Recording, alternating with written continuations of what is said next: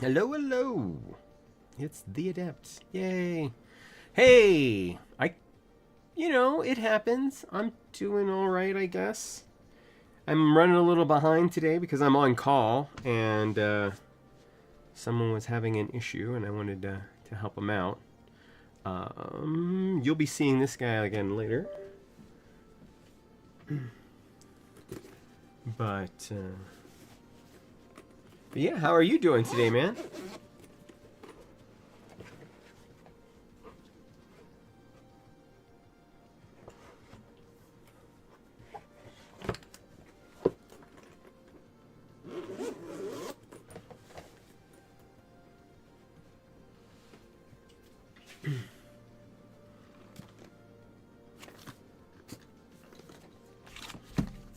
So, today's stream, funny story, right? So, I was on eBay and I found that there was somebody selling a lot. Yeah, we did all of our chores yesterday. Well, actually, we did some of them. I actually was sorting clothes and washing clothes earlier. I don't go very far from the house on weeks where I'm on call. So, but so there was a lot of 4 untested GMMK 3 bare bones keyboards, and I'm like, all right, I think it's time. Everybody knows that I kind of down talk the Glorious because, $80 for a plastic 65% bare bones keyboard is kind of a lot, and what are you really getting for that? So I'm gonna see if I can fix them. I got 4. I've actually already fixed one, and we'll be looking at it later. But and we're in an ad. I fixed one already. You'll be seeing it later. It's kind of going to be my fancy baseline, and I'll tell you what I've done with it, and then we'll be preparing, building, and taking a look at the software, kind of going over everything. So again, this is the base price from Micro Center, I guess, which is $80. So what are you getting for $80? And then what do you need to build on that? We'll be looking at their designer as well to kind of get a price of a fully built keyboard so that we can then compare that to other keyboards. So let's go ahead and get into this because I want to, because I have 3 of them.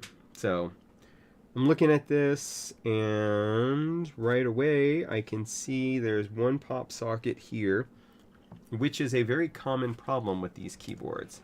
So I'm hoping that the socket is still in here. We'll set that to the side.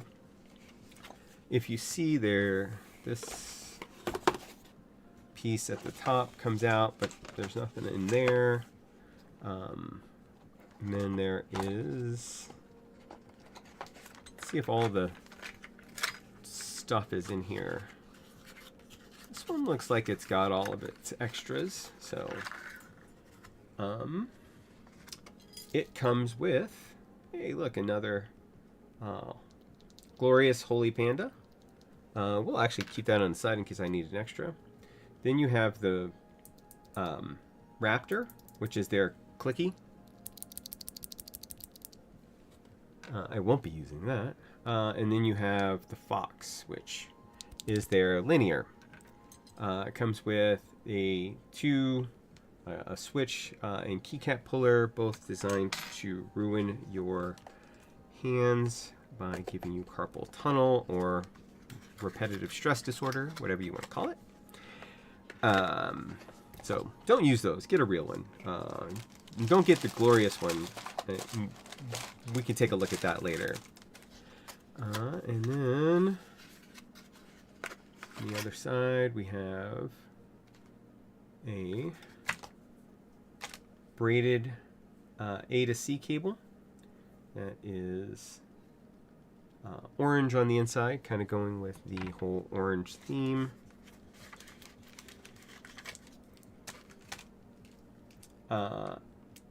extra screws and 2 O-ring gaskets. I'm not exactly sure what those are supposed to be for.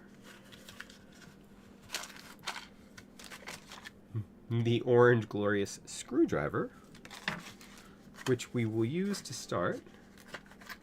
And then, what else? Oh, extra gasket. And I think another extra gasket. Yes, another extra gasket.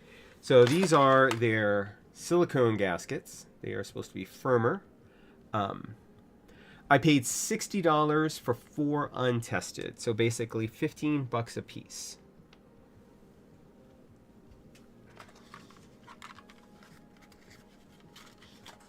And that was shipped. I talked him down from whatever he wanted originally, but...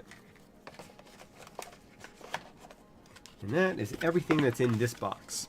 So,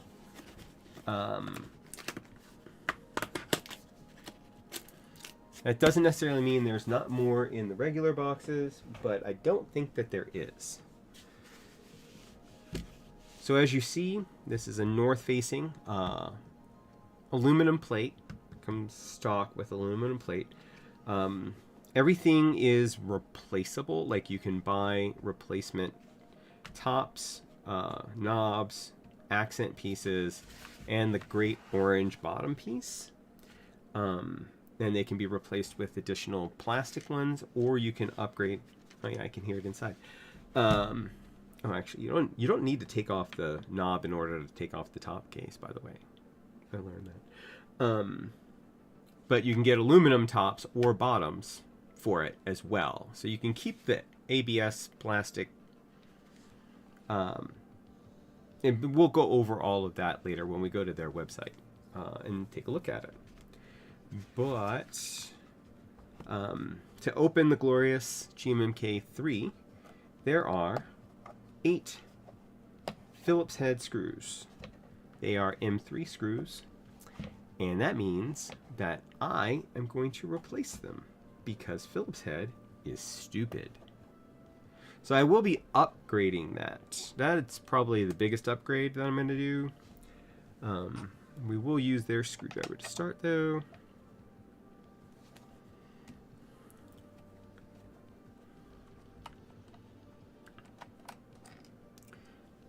Screws are magnetized, so that at least is something.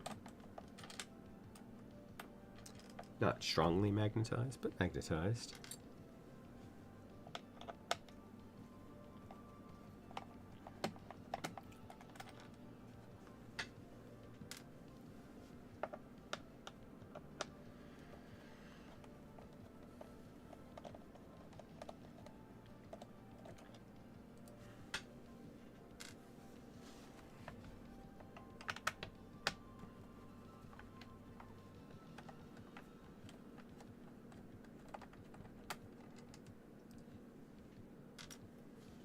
So we are getting ready. And part of the reason for doing the big house cleaning this weekend and next weekend, probably the following weekend, is that we're going on a cruise, the Joco cruise.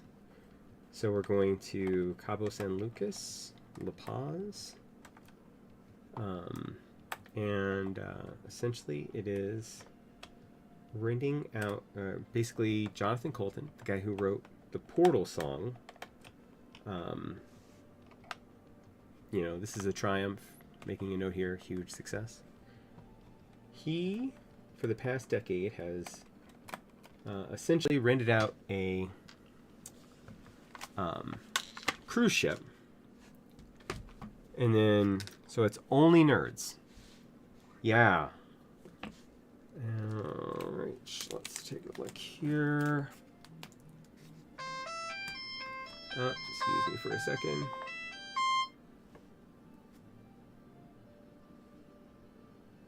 That is something to do with later.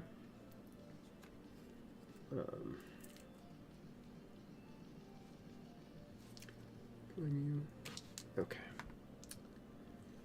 Alright, so there should be a hot swap socket in here.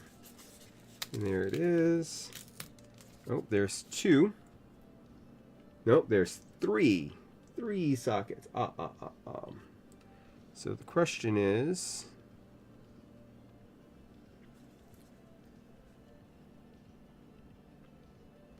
this repairable? And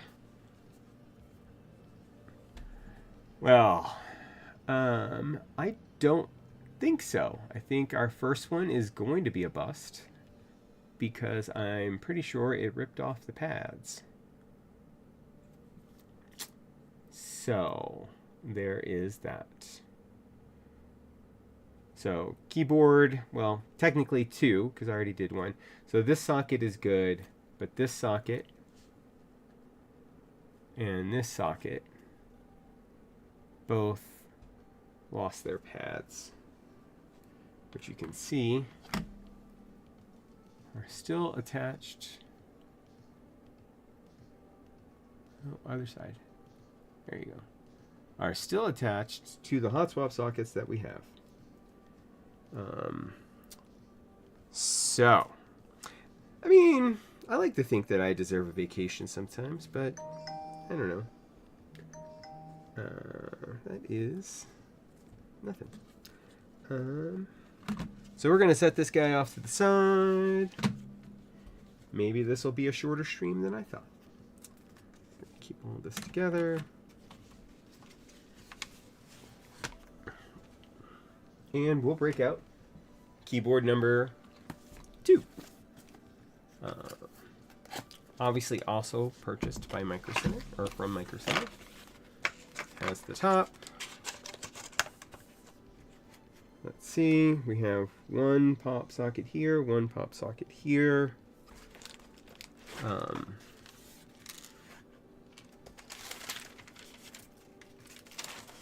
Oh, in this one you can see that all of their merch stuff that comes in the bottom, like stickers and the cards. It's got the switches here, which we're going to pull out. We'll leave the cables in. We'll put the cable back in. Pop you off to the side. And, oh, this one even has the sticker on the back still.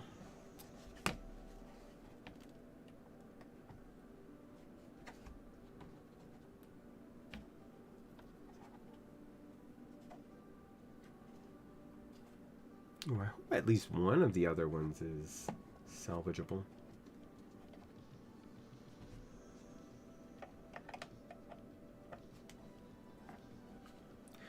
Now, I know that it's a problem that they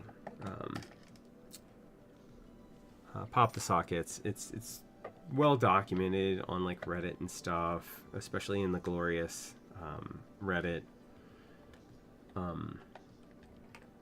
And it's weird because they hype the fact that this keyboard is customizable, but they don't give people good instructions on how to assemble the keyboard, which is to say to take out the PCB, put it on a flat surface so that it has something backing it before you start putting in your switches. Probably because they know that people will not want to do this because it's kind of a hassle, disassembling the keyboard. So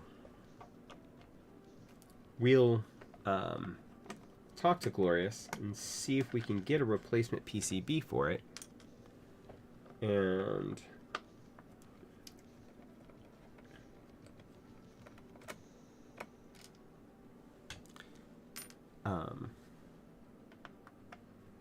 if they want to charge us, how much it's going to be. I'm guessing it's going to be probably much more than $15.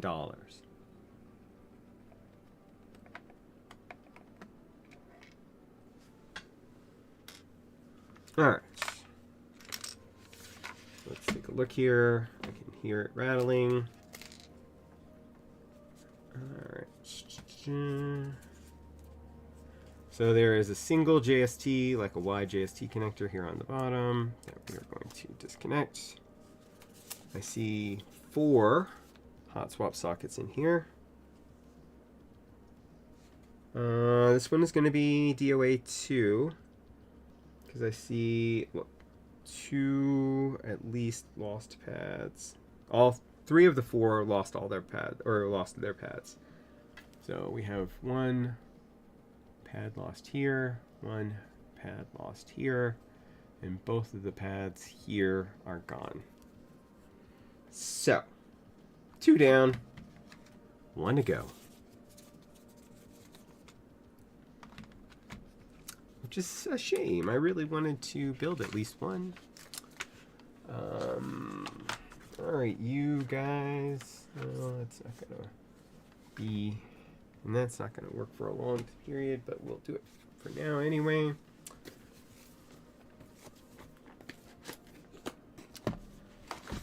Okay, I'm glad you stopped in, man. I appreciate you, and thanks for showing up. Enjoy your chores-ish. Yeah, man, I won't make the March meetup, but I am going to start planning the April meetup, although I saw that... Hey, look, a screws... That has nothing to do with this. Oh, goes there. Anyway, yes, I will be working on the April meetup for Lakewood. So on this one, I do not see? Oh, I see one here. All right, so there's 1 pop socket there, and it looks like they at least worked on it. Well, I think that somebody was thinking that we would possibly do an April meetup in the Springs, which I probably will not go to, just because the Springs are kind of far away from me. So, but I might. I mean, it's been a while since I've been down there. I can go to Rudy's. Oh, wait, Rudy's. Yeah. When we do get the... Because I was thinking about voting... Actually, I think I already voted for the end of May for a Springs meetup.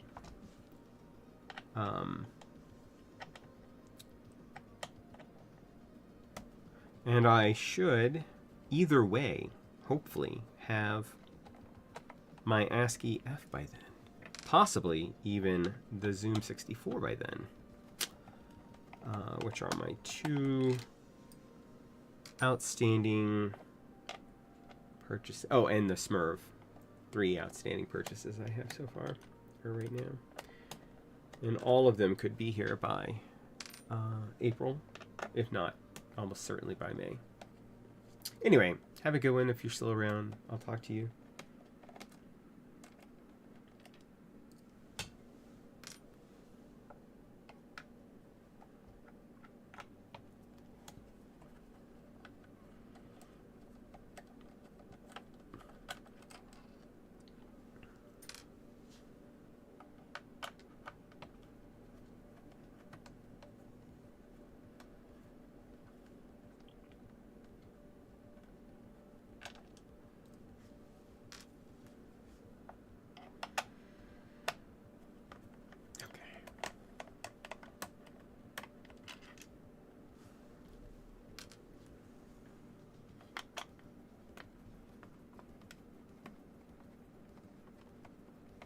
Alright, everybody, cross your fingers.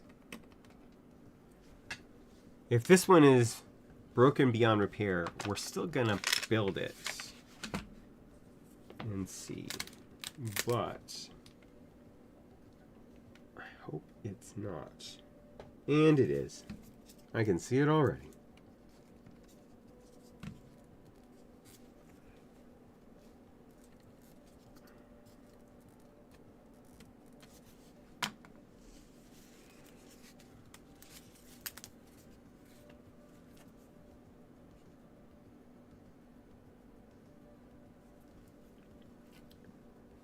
Yep. Okay.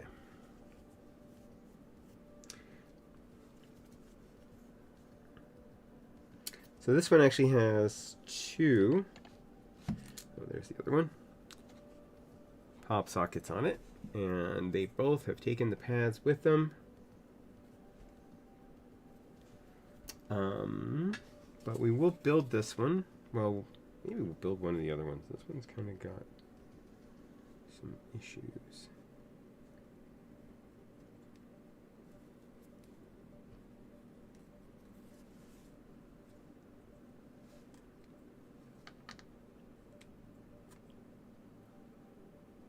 Or maybe I'll just rebuild the one that works.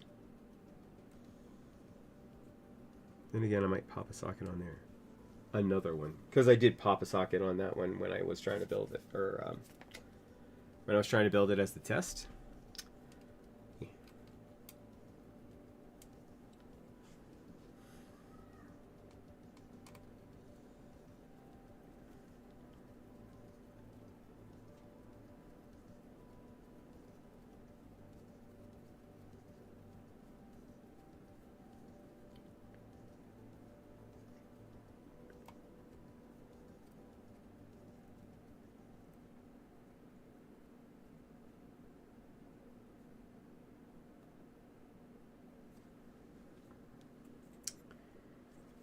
Okay.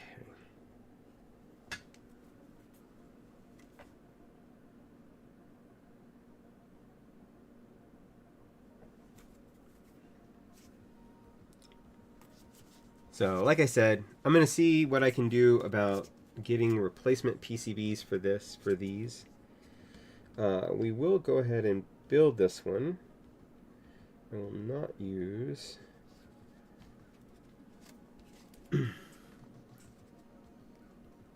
the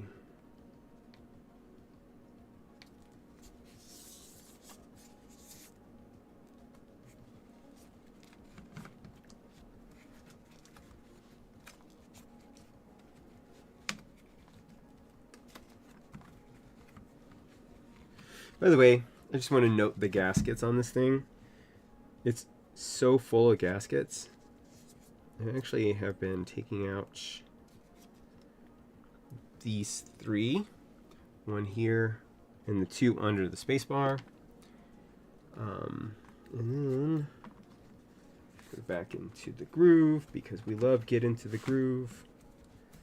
You know, by Madonna and in this case. So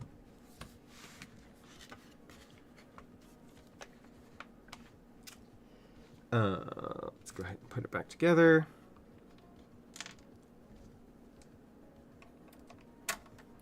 The pop socket should not influence the overall sound too much for our testing purposes.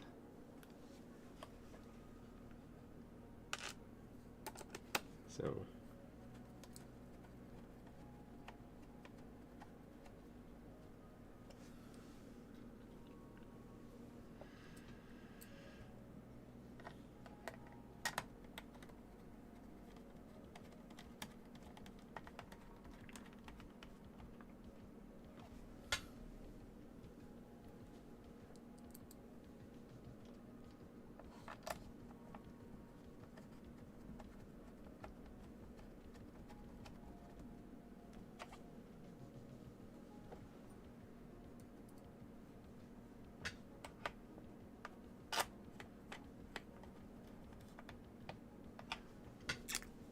hey, look at that. It's not a thing.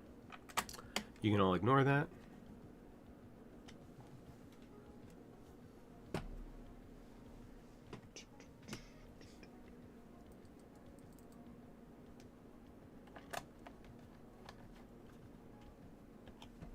Hey man, what's going on? Thanks for showing up. Thanks for hanging out. So we looked at the keyboards that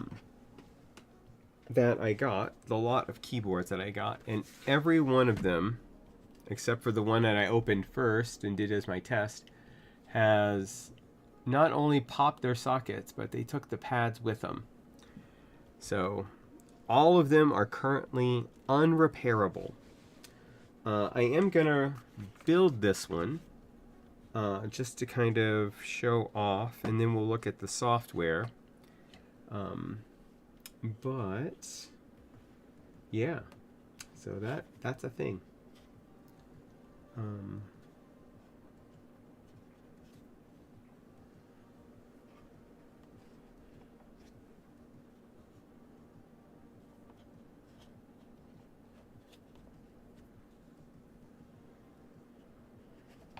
Let's see if I can actually, might even, before I really get started, I might jump into their Discord and ask them if I can get what it would take to get the replacements. All right. And hey, look, this one's also popped. It just didn't, it's not popped all the way. That's interesting. I'm not going to deal with that though. So,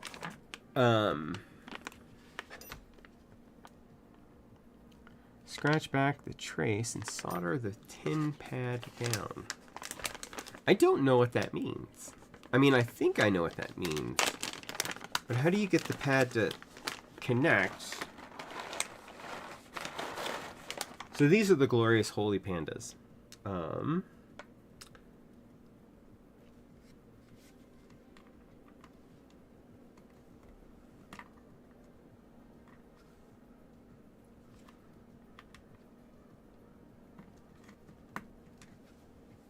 I am not very well versed in soldering. Why aren't you going in? Because you don't want to go into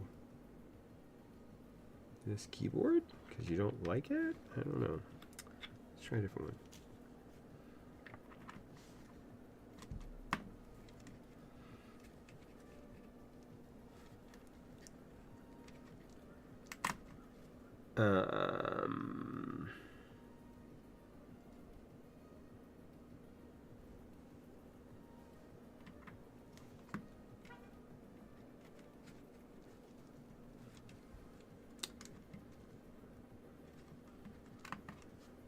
I mean, it doesn't really matter because I already have pop sockets.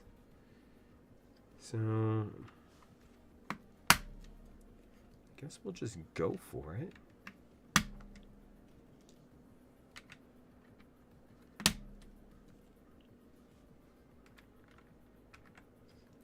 What do you got going on this weekend?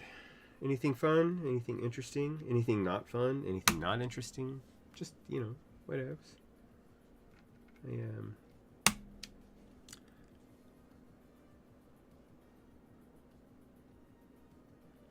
I mean, I'm kind of interested. Like I said, I'm going to try to see if Glorious will replace the PCBs. I love time travel. You're in the future. Well, I hope you're having a good beginning to your week. I imagine it's still morning there. Yeah, working, lurking. Cool. Stream not sponsored by Coke Zero, but I would take some of that sweet, sweet Coca-Cola money.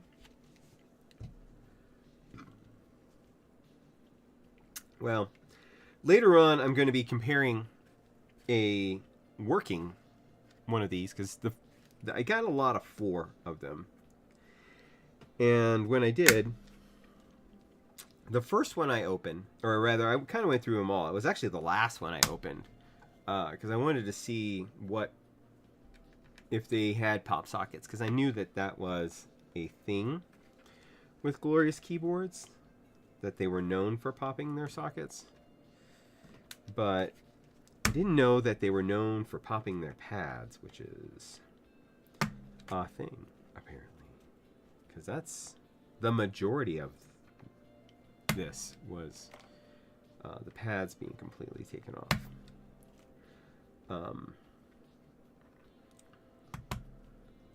So the first one actually needed a firmware update, and then it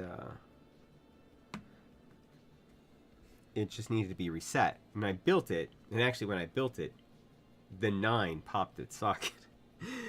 But that one I fixed. I fixed that before the stream.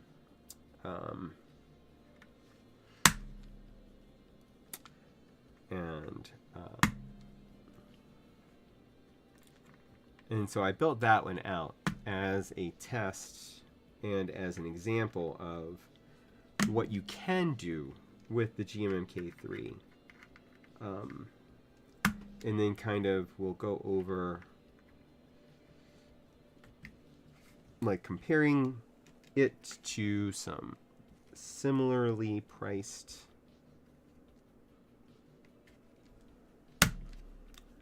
custom bare bones keyboards, namely the Neo 65 and the TES 65, which I both have, and especially the TES. The TES comes in at a similar price point. Oh, and the Photon, which is also at a similar price point and is also plastic. So we'll take a look at all three of those keyboards in comparison to the one that I built, kind of see how they compare. We'll take a look at the software. We're going to take a look at their keyboard designer and see what it costs to build one of these guys. That's kind of the overview of what my goals for today.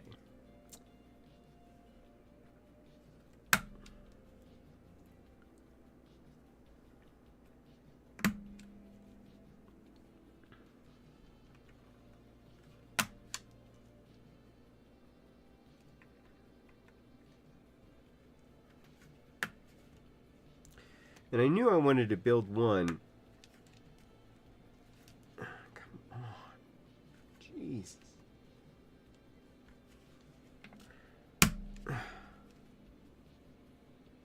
These things are going to be a devil to get out of here. I can tell it right now. Going in like Geon Ron raw HE switches, man. Those suck.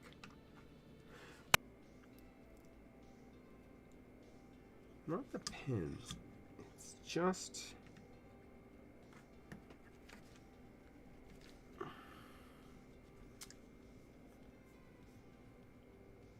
am I buffering? Am I having bad internet? Whoa. Hold on.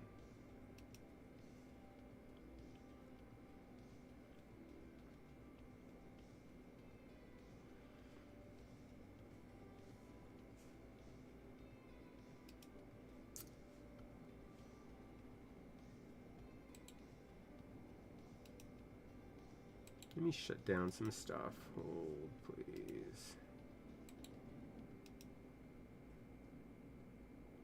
That I can't shut down.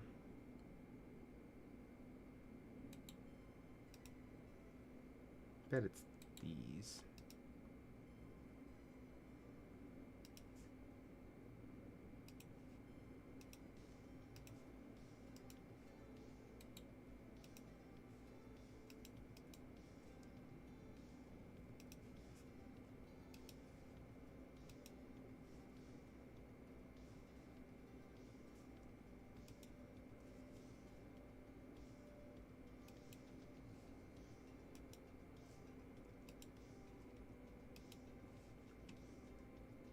Okay, seems more stable now. Okay, great. So, so fully built this keyboard, which we're gonna do the build,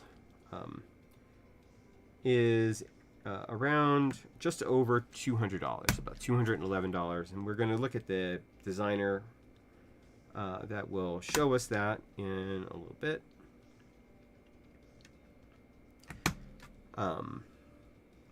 And then later we'll be comparing it to other keyboards that I built for around the same price. So I won't be comparing it to something like the Neo 65 CU, because that bare bones is around $200. But I will be comparing it to the original Neo, which you can still get for right around $100.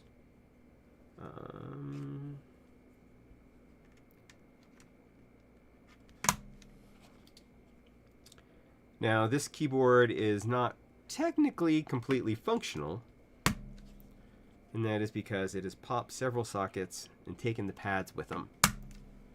So, there's that.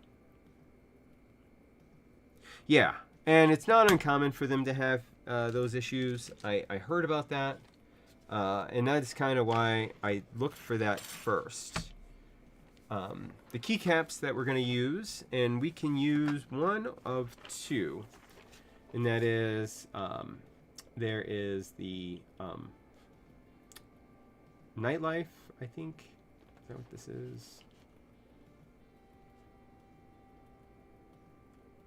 I forget what it's called. Anyway.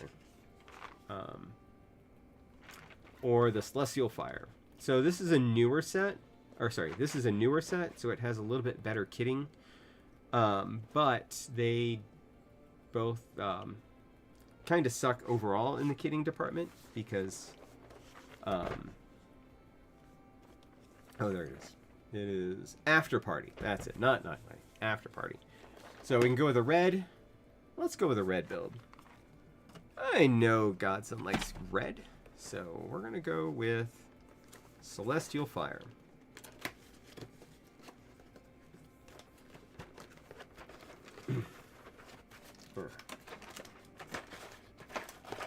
So they updated their packaging, so even the Celestial Fire now comes in a similar packaging to the After Party. And that is to, because it's all recyclable. They use 100% recyclable materials in their packaging. So no more plastics.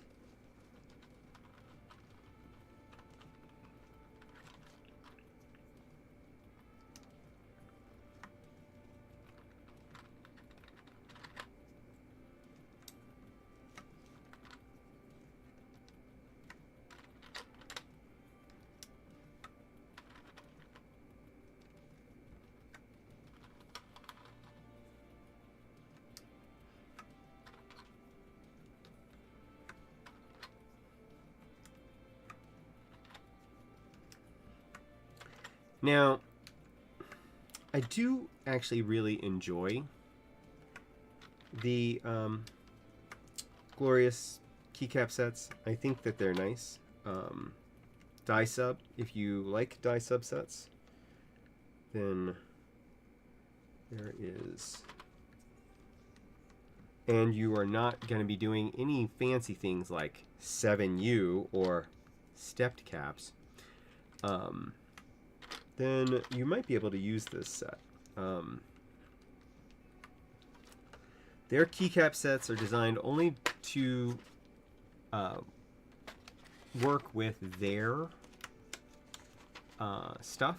So if it has a kitting, if they have a keyboard that uses the kitting, then you can use the set. So like, you know, they have an 1800, they have a 60, they have a 65. So they support all of those baseline kits, which is, say, 6.25, no step caps. Their inner key says the word ascend. Actually, the newer sets have both. Comes with an ascend key as well as a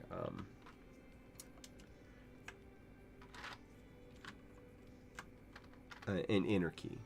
This set is older, and I don't think it does. So we will be using the ascend key, which makes sense for the Glorious. Since we're doing an actual Glorious keyboard.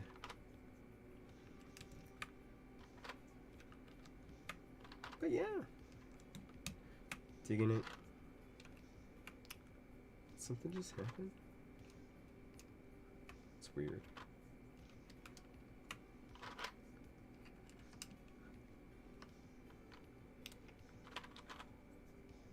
Come back to you. Hey, Plastic Bits, what's going on? We are building what is technically a broken keyboard because I checked to see if I could fix any of the other 3 from this lot that I purchased. And unfortunately, they all have lost their pads. Oh, just got it back to the dorm room. I was in a dorm room for 1 semester at the University of New Orleans. And then they got rid of me. They didn't get rid of me. I just...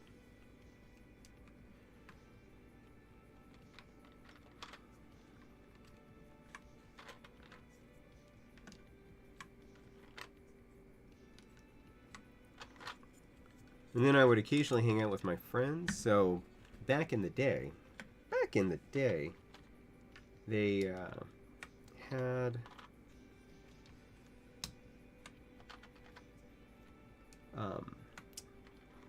the suites, the phones for the sister suite, so they would have an adjoining bathroom at the UNO, and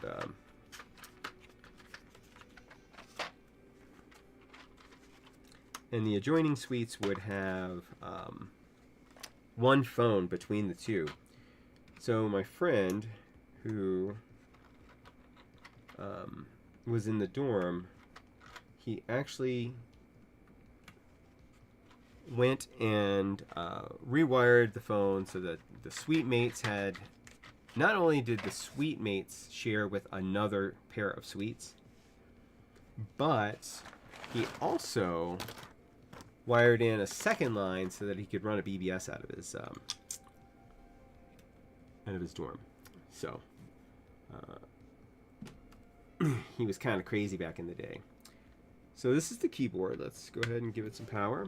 You can see kind of the RGB. There's a side on both sides. The bottom is orange, the glorious orange. There is an accent light. This is customizable individually, I think.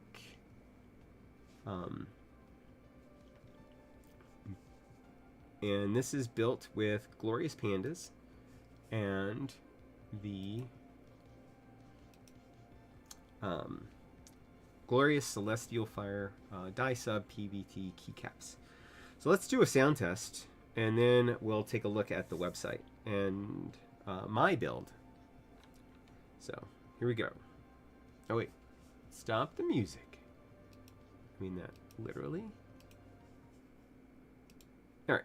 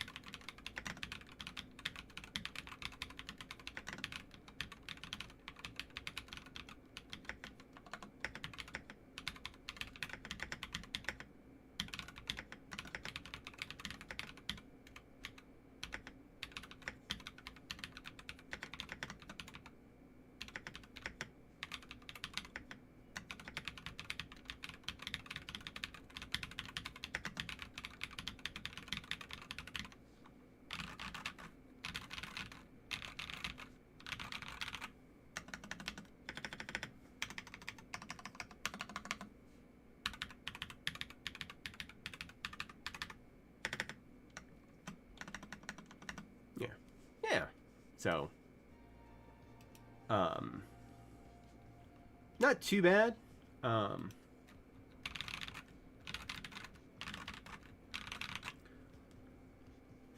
then let's take a look at the Glorious Core. So probably the worst thing about Glorious keyboards is this. It's the Glorious Core software. On the GMMK Pro, there was a VIA option. So let's go ahead. But there is not for this yet. Window capture, add source, add new source. Window number 5 is fine. Glorious Core. There we go. Done. All right. So it's pretty straightforward. You can set multiple profiles, but I did not see a way to switch profiles from inside the keyboard. This is hilarious. Its maximum polling rate is 1,000 hertz, so you could, yeah, I mean, we're gonna get to all the ways this thing kind of sucks. Its maximum polling rate is 1,000 hertz, and you can actually slow it down if you wanted so that a wired connection is the same as a Bluetooth connection because you hate yourself. I don't know why you would want to do that besides the fact that you hate yourself, but it is $70 for the bare bones kit. As built right now with the Glorious Pandas and the Celestial Fire keycaps, this is $211. We're going to go through the designer in a little bit. But I wanted to kind of show off the software. I don't know why you would want high latency, so let's just turn that down. I don't know why you would want to add in. Does anybody know? Yes, the Wooting HE V2 is cheaper than the Glorious. That is accurate. And we're gonna go and look at a couple of keyboards. So we want a Glorious mode. Let's go. Saved keyboard. And, you know, the lighting changes. There we go.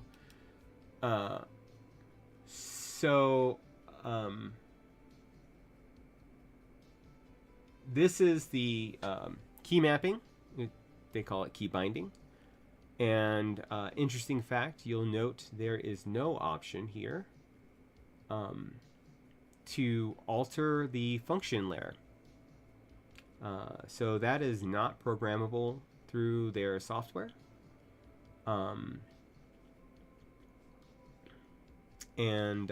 Yeah. So there's all, I mean, I would request all kinds of features if the keyboard worked, but it doesn't. I mean, it does, just not several keys. There are 4 keys on this keyboard that are broken. 2 of which are important. Anyway, so yeah, this is the Glorious software. Let's reset it to default. Let's just do that.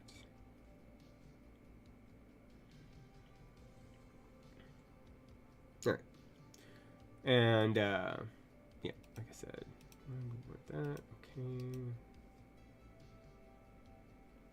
I don't know why you would want input lag, but anyway.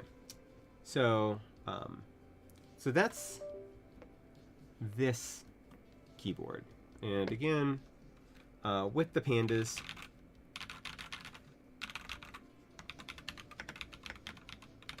It's scratchy, it's hollow, it's not great. So we're gonna set this guy off to the side. Put you there. And we're gonna grab my build. So here you go, Glorious case. That's right. I own a Glorious case. Let's put my Glorious in.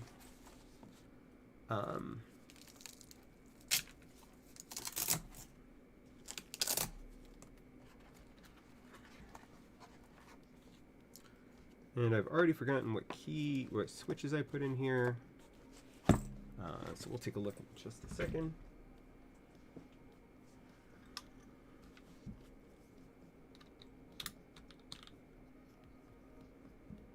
Oh, right. My newest switches.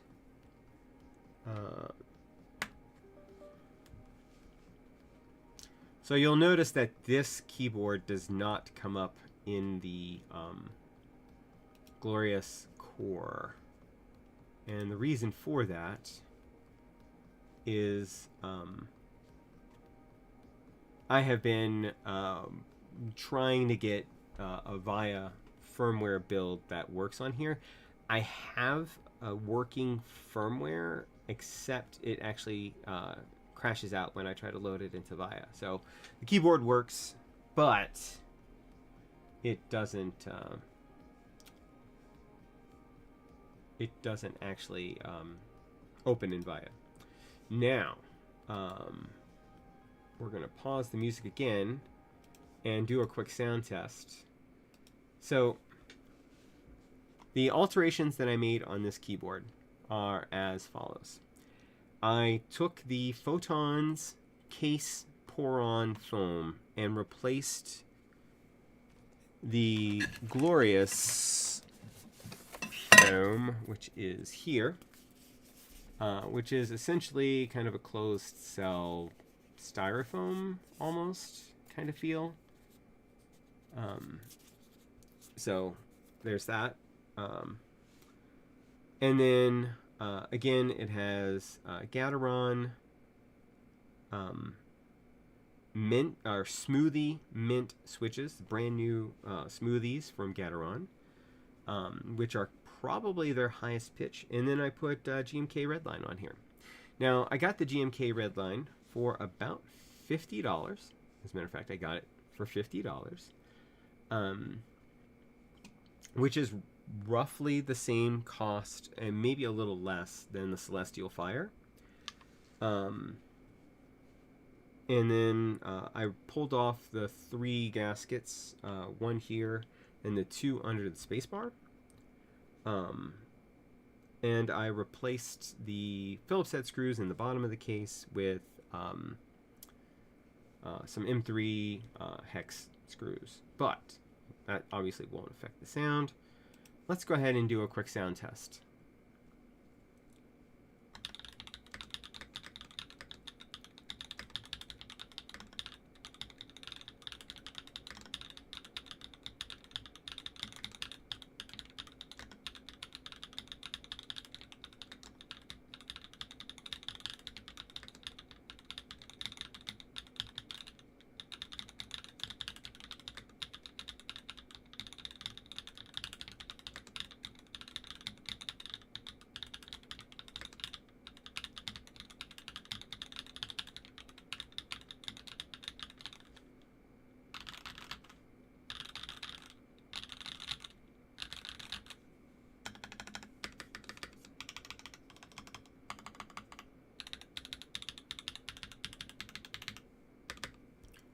Sounds good. So you are able to get a good sound from it. Now, with everything else that is involved, first of all, for the price, you can get something. Let's go with, like I said, the Neo 65. The Neo 65 comes with the case. So that is an added feature. The case cost me $45 for the Glorious one at the time when I got it, which was with the GMK Pro that I own. That is, you can see it right here. As a matter of fact, I have it on display behind me. So this is a 65%, roughly the same cost built as this.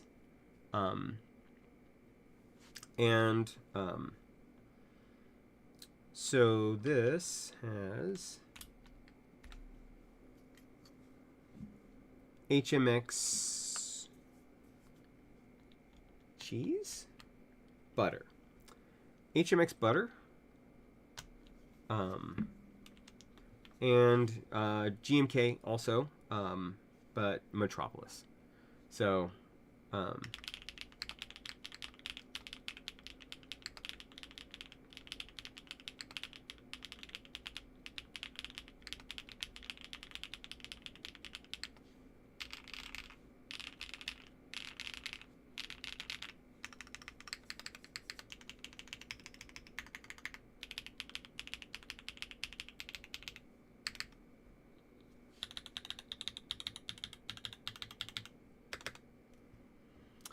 So you can see the difference. I mean, it's clear. We're going to set this guy off to the side. We're going to bring somebody else out. Let's see. Who else? Who's next? Let's go. Let's go. Gotta move my camp boxes.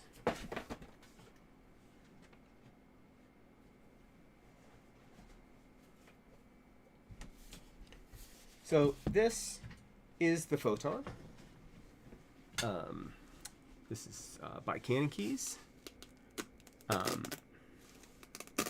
Hey, thanks for the follow. Oh, Mango. Whoa. Hey, everybody. Thanks for showing up. So, out of the 4 keyboards, only the original one that I built, which is this guy right here, that has Redline and Gateron Smoothie Mint switches. Yeah, you made it. Yay. This is the only one that was salvageable. Every other one had not only popped sockets, but also tore the pads off. So I can fix them. I'm going to see if I can actually just get them replaced. But I did build one with what you would get from the designer. So this is with Glorious Pandas. And here, we'll move you to the side as well. You stay there. So this is with the Glorious Pandas and the Glorious Celestial Fire keycaps. The only change I made was to remove the silicone gaskets from under the spacebar and one from the very top.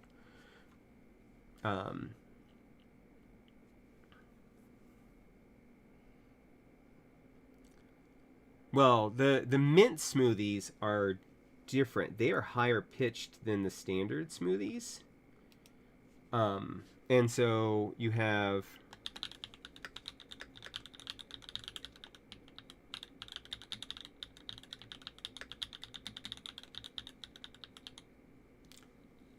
that sound.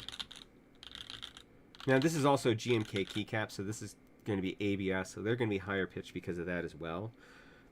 This is die sub with tactile Glorious Pandas.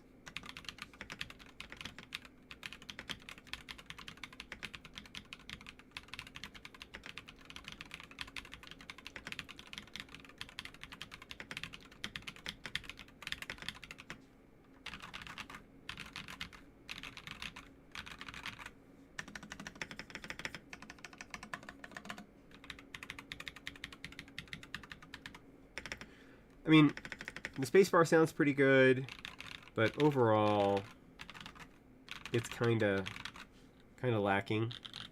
I do like this sound better, but this configuration, as it is a $211 keyboard. So this keyboard is more expensive than the keyboard that Mango had on her stream today. And if you wanted to have things like the pour-on or whatever, then that's actually going to be even more. That when I did a build of something similar to the Photon, the total cost was $246. So somewhere in between. I don't know who Mango. I know exactly who Mango is. She's right there. She's awesome.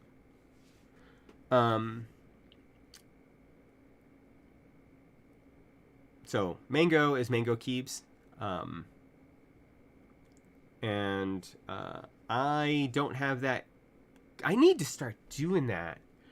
I need to figure out how that works. Nope.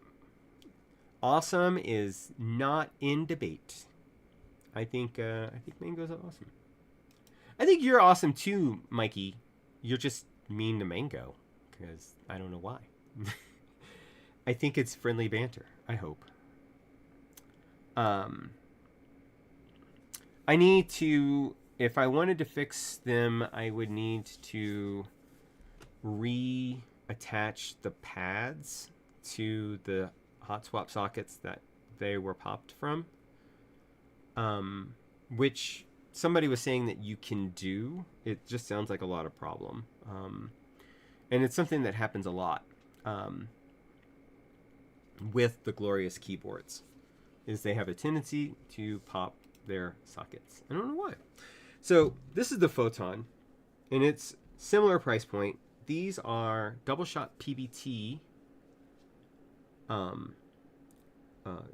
KP Republic, Ghost Judge, with the international keys, which they called the Irish keys. So this is a similar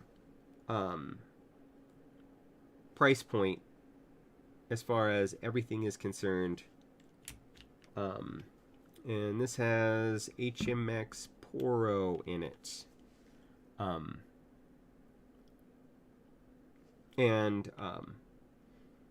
It's also a plastic case. So let's take a look.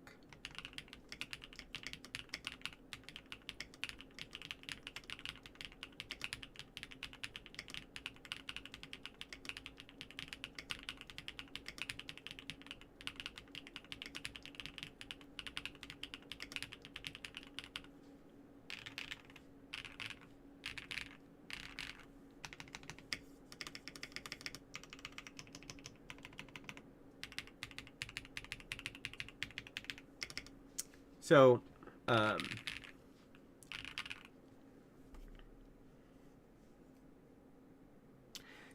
so we went through the software a little bit to kind of show off some of the failures there, because the Glorious Core, and we're going to restart the music while I talk.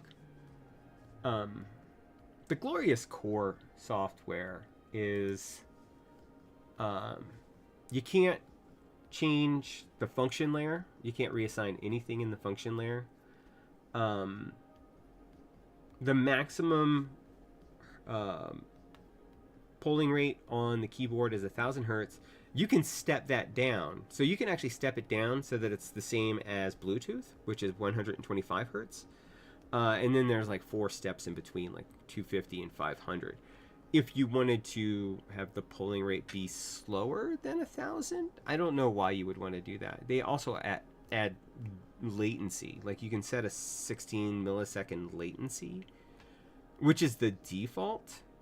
Let's take a look. We'll go back to that.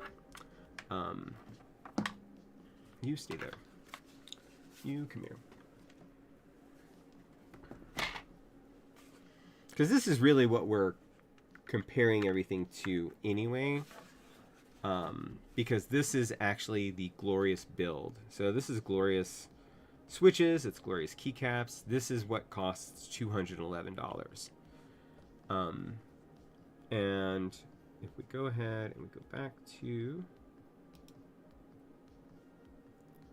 the Glorious Core, if I do this, it should pop up. It does. So you can set multiple profiles, but you can't switch profiles outside of the software. That's first. All right. Again, the polling rate.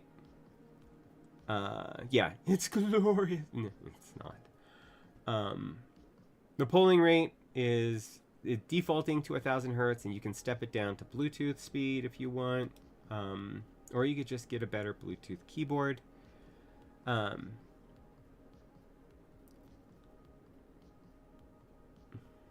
You can give a child a lollipop, but that won't make the punch happen. That's true, I guess. I don't know what that means, actually, at all. Is that like a saying? I don't understand. The lighting, probably the best thing about Glorious, is that everything is per custom, just like the Wooting. It has the accent light. These items are all replaceable, so you can actually get different tops for it, different knobs, and then again the key binding. You cannot alter the function layer. That's all hard coded. The GMMK Pro had the option to have a VIA build. So far, and people are working on it, there is no VIA build. I've been trying. This one is currently configured for a VIA build that doesn't work. Well, the keyboard works, but the when you open it in VIA, it poops the bed.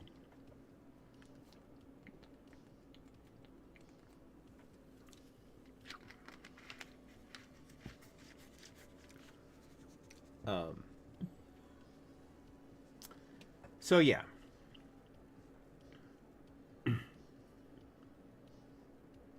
There is no option here to edit the function layer. So anything that is assigned to the function is hard-coded. Oh, here, I'm gesturing on the keyboard and I have that open. Anything that's assigned to the function here is hard-coded into the keyboard and can't be altered. In this particular case, well, this is ZMK, which is different. But if we talk about the Neo 65, this is the original Neo 65 with the brass weight. And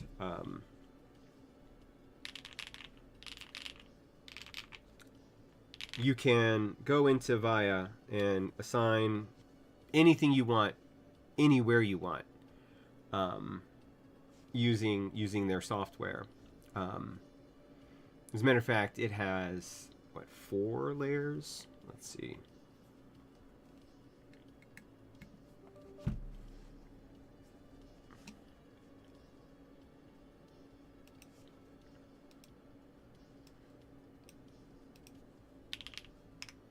No, not bio. I'm not bio.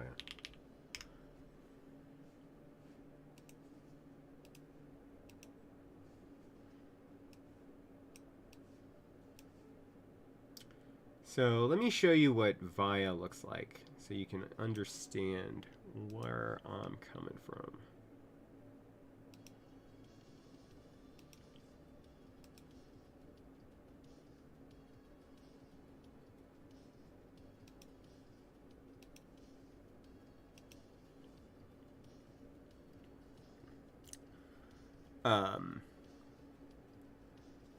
Yeah.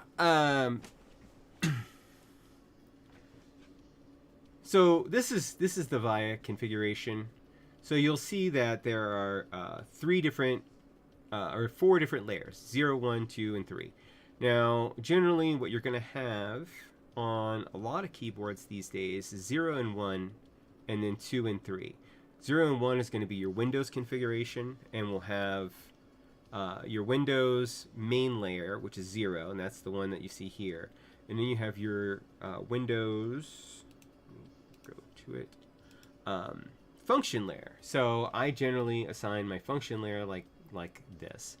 So I have all my function keys, 1 through 12, so I'll hit, like if I wanted to refresh the browser page, I would hit the function key and I'd hit the 5. And then I have my navigation cluster right here. I don't use insert because it's the worst fucking key ever. And I no longer use scroll lock because I don't have a KVM, and the scroll lock otherwise is a useless key, but isn't anti-productive like insert. And then pause, again, not a key that's used anymore, but not as bad as insert. So I have print screen, which I use a lot, assigned where insert should be, and then home, page up, delete, and page down. So I can just do this and hit 1, 2, 2, 2.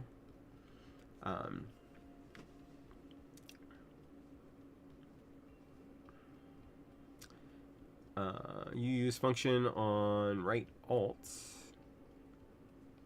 to use arrows on IJKL. Oh, yeah, I guess that makes sense. That's pretty easy. I went on 60s. I've been using WASD. So I'll have my function still over here, and then I'll use WASD. Or on my 40s, I will have function, and then have this be my second layer, and then I'll have WASD because I've got other things around. It's a thing. Not that I have too many 40s, but so this is all not available to a Glorious keyboard. And there are currently no plans to do so. So this keyboard, again, I got the Metropolis keycap set for $50, which is less than the Celestial Fire keycaps. Oh, by the way, this thing goes to sleep, and you can't change that. And then it used to be able to change it. They took that away, which is crazy, that they took away functionality. The keycap set here, so again, this was $50 on sale, and this keycap set, you don't get things like step caps or 7U. Here, let me get rid of this window again. We don't need VIA anymore right now, because I'm pointing at things. So there's no step caps with the Celestial Fire. There's no 7U support. There's no 1.5s. You have to have, well, on this set, you have the Ascend key. You can't have Enter. And this is how it comes. So their stuff only supports their stuff, and there's no alternative layouts available. There's no ISO. It's just what it is. Like, this has full ISO support, so I can split my left shift and put this into an ISO enter, which I did until recently. I had to go back. I just couldn't take it. Anyway. So yeah, so let's take a look at, actually I'm going to bring that back up because we're going to go look at their website.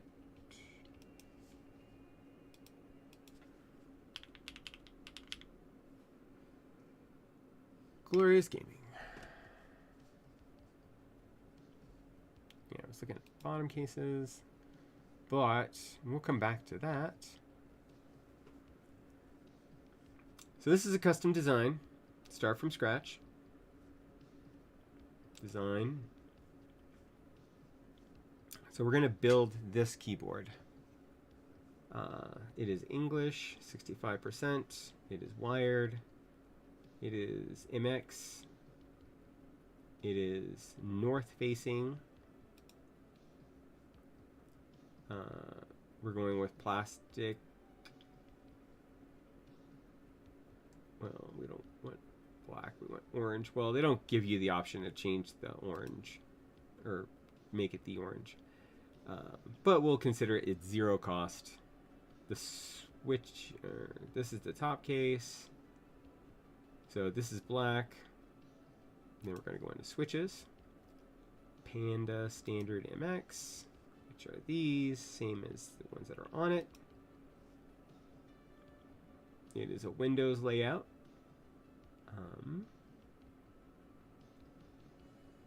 And we want the Celestial Fire keycaps.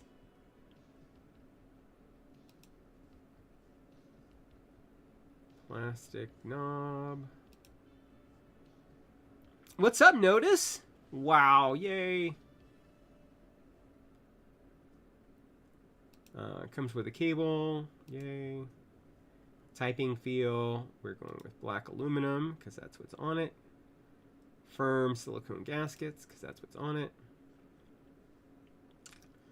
So yeah, like I said, $212 for this configuration. Now, if we jump over to QWERTY keys,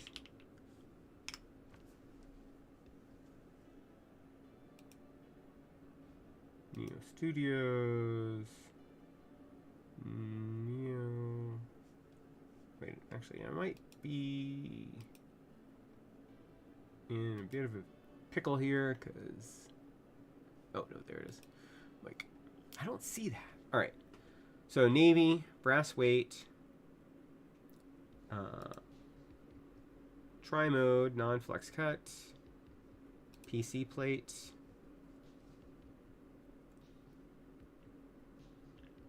So this keyboard before switches and keycaps is 109.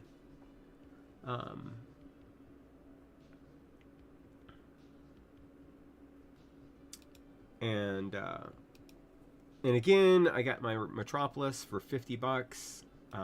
But even if that wasn't the case, you can get some deals on different keycaps that will serve your purposes. And then, like, if I spend $50 on keycaps, if I spend $80 on keycaps, I bet I could get a keyboard's worth of switches.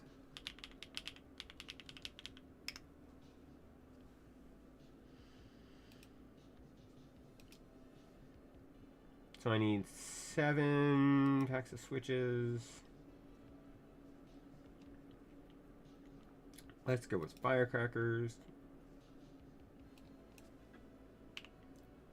Add to cart.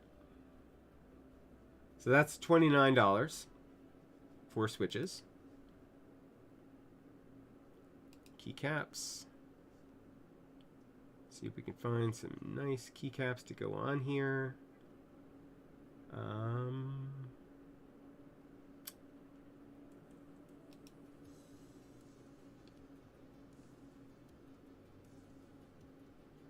We'll go with red, white, blue. All we need is the base. Add to cart. So that's going to bring us to 118 plus the 109 for the other keyboard. So we're at about 128, 127 versus 112. So you get an aluminum keyboard with a brass weight. It's like a no-brainer. Anyway, so that now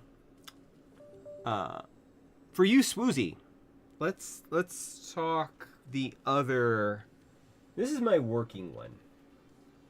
So I built this with GMK Redline, and then this has the new Gateron Smoothie Mints, and I replaced the foam in the bottom with the pour-on case foam from the Photon because I can't use it because this here and the ribs just kind of mess up everything. It doesn't need it. So,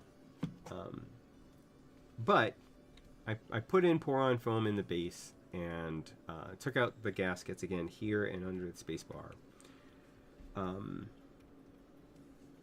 And then this is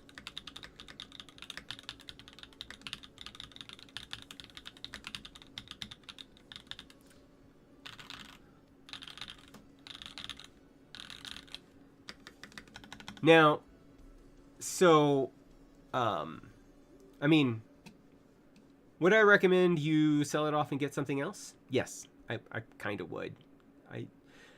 I cannot recommend enough that people don't get Glorious keyboards unless they change their ways, because again, they're cheaping out on the hot swap sockets, so they keep popping sockets and tearing the pads off. Their switches are, I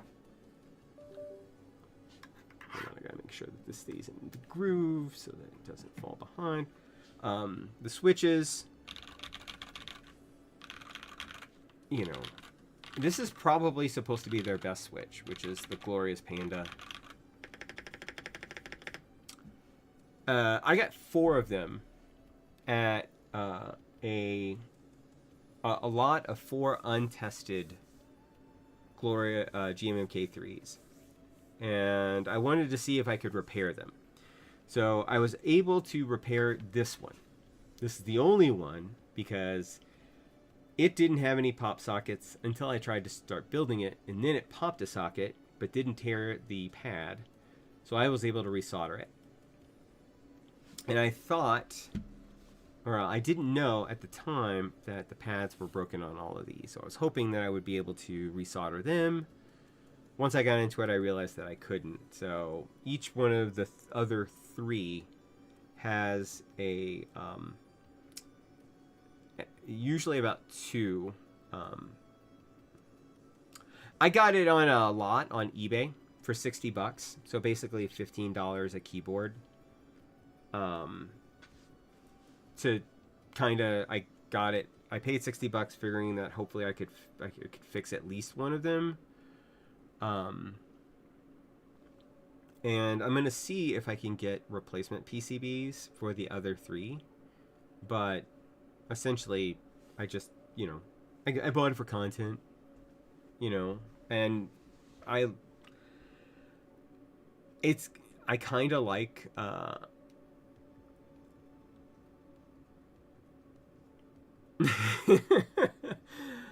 I mean, I do try to find some of the best deals.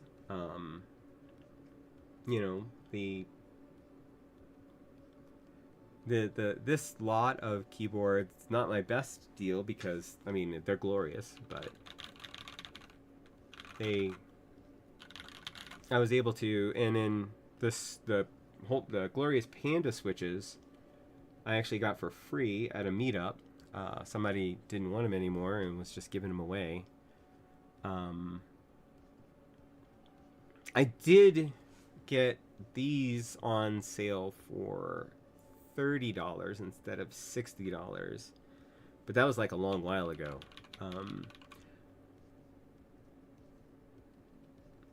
So yeah, I mean, I do try to find the good deals, and the good deals on things that I actually enjoy, as opposed to these. I don't. Glorious isn't my favorite.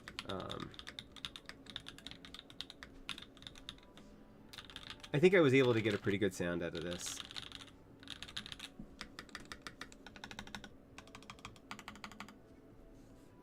But I wasn't expecting much out of this.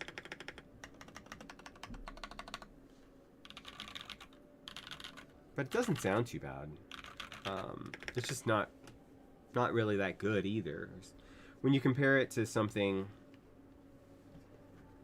like the Photon, which is less, because this is like, what, $89 right now?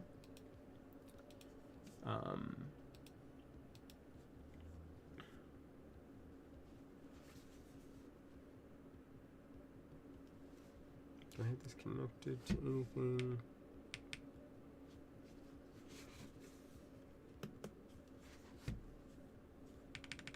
I do not. Okay.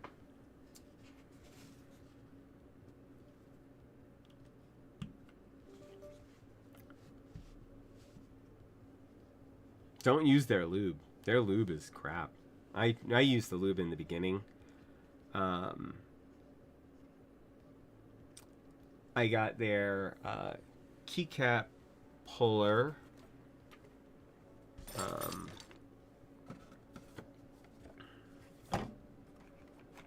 Here.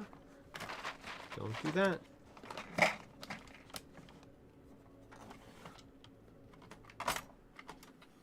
So I got their keycap puller, and I found it not to be as useful because of the shape. It's not as bad as the drop one, which is completely round. So having Micro Center hawking their goods is probably the best thing that ever happened to them.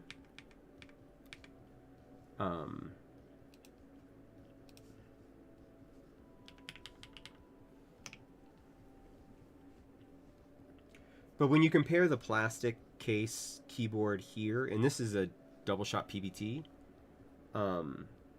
to the plastic case here, this doesn't even have case foam in it, and it doesn't sound hollow. Their mini mouse mat is alright, and worth keeping. Their wooden wrist rests are good, but a little overpriced, I think. Do I have this? I do. Why do I don't know why I have that. Anyway. Yeah, there. Okay. So the photon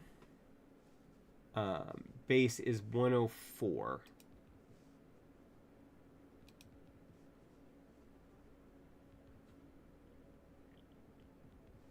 Yeah, I mean $5. If you can find a knob that works with the keyboard you're on, those are not bad. But I kind of went through. Let's go with some sand linears. Stabies.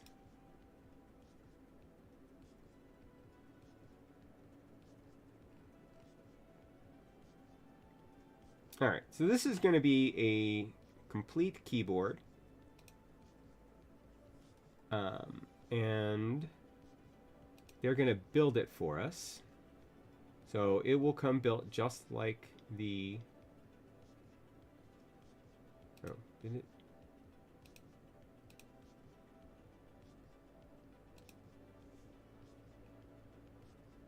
There we go. Okay.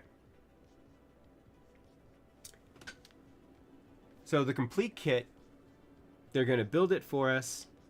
It's going to come with Haimu pastel sand linear switches. It's going to come with Staby stabs. And it's going to come with your basic wob, nice PBT keycap set. It's going to be $10 cheaper than them. So if you're looking, and this runs ZMK, which means that when you charge it up, it's Bluetooth, so this is wired only. And the Bluetooth, as long as you don't turn on the underglow, which I think, yeah, which is nice.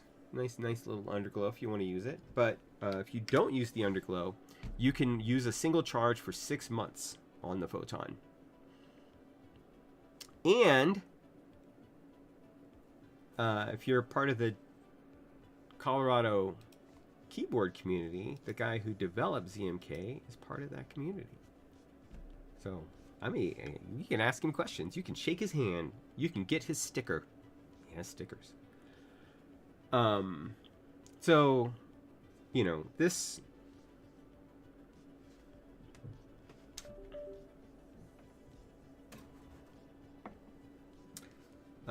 this compared to this, even if I were to, let's go ahead and we're gonna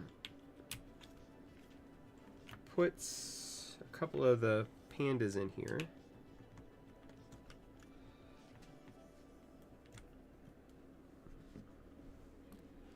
Where are my pandas at? There. You can fall that way.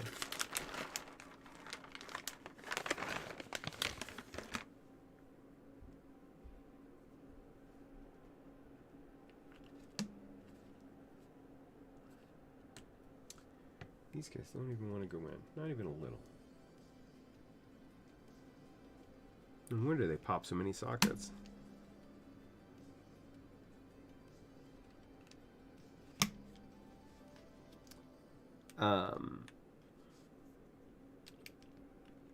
So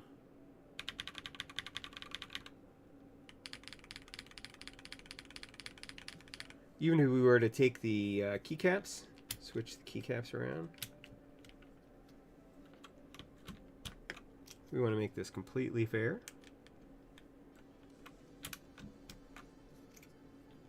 I don't think I'm going to get a Glorious sponsorship, by the way, guys. Unless they want to hire me to tell them how to fix all their stuff.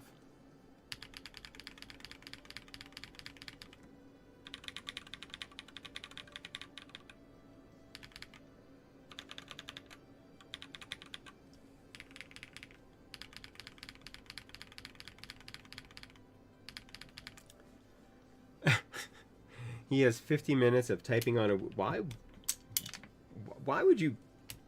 I don't know. Maybe... Was he writing a paper? I mean, I could see that. If you want to show it off and you're going to be writing a whole bunch of stuff anyway, why not, I guess.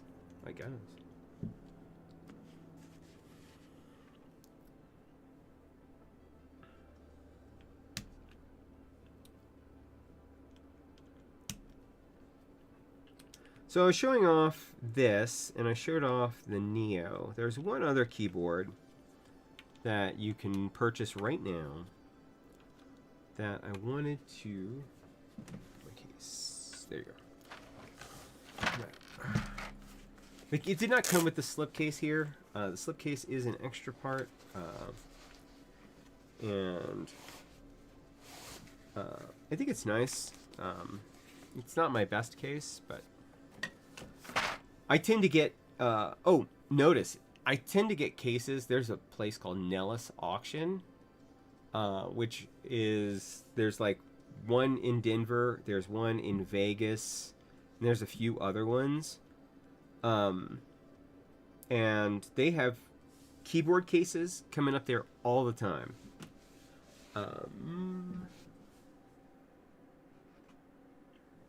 So the last keyboard that I wanted to use as a sort of comparison to the Glorious, because it's in the same price range, and let's take a look at that as far as the price range goes. This is the Tess 65. It's an aluminum case with an aluminum bottom, and on it we have GMK Norse, which I got on sale for $70 as a cost comparison, and this is available through Divinity, and I think they have them in stock right now.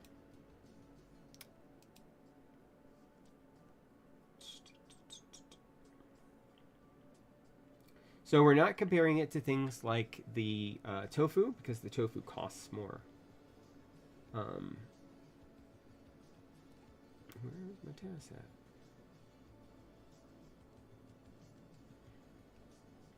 And I don't have one. Nobody wants to send me keyboards, except for Epo Maker. Love those guys. Maybe not. They finally stopped selling it.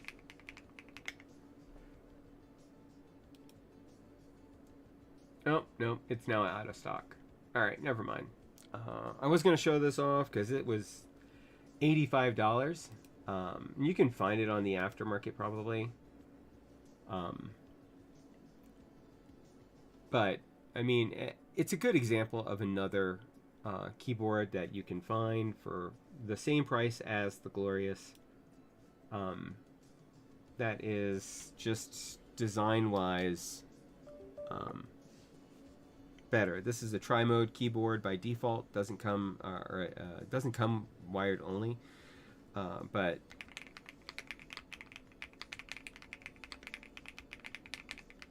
I have this kind of dialed down a lot. I'm trying to remember what's in here. These are KeyGeek Klein Blue switches. So more muted, more lower pitched. So they bring down the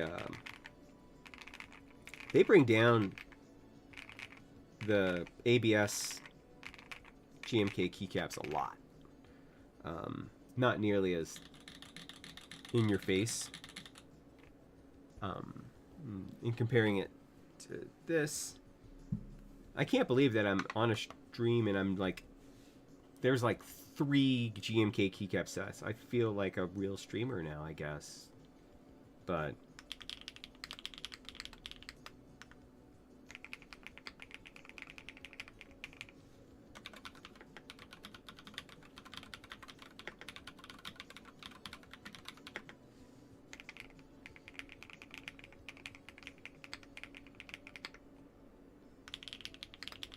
I don't know what your particular design aesthetic is. I know a lot of people in the streaming community want to go with the higher pitched.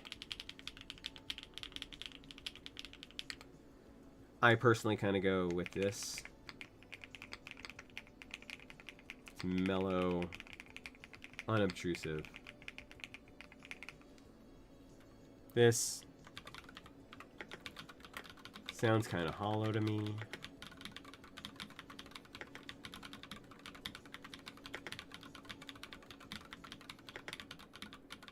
Spacebar's not bad though.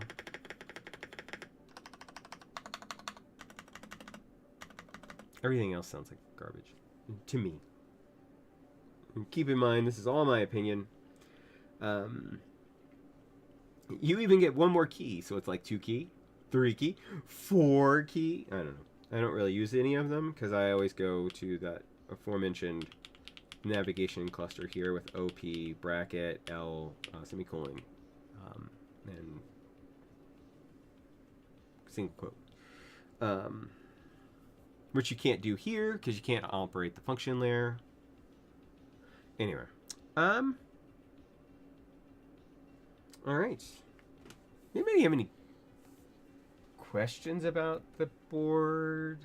About any of my boards? Anybody want to see any of my boards?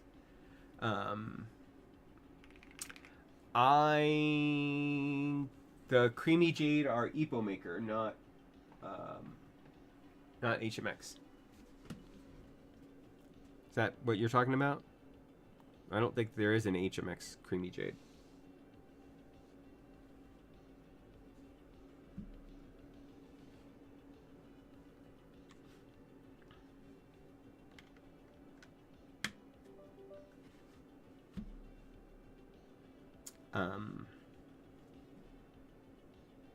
But yeah, the Epo Maker Creamy Jade is one of their best switches, to be honest.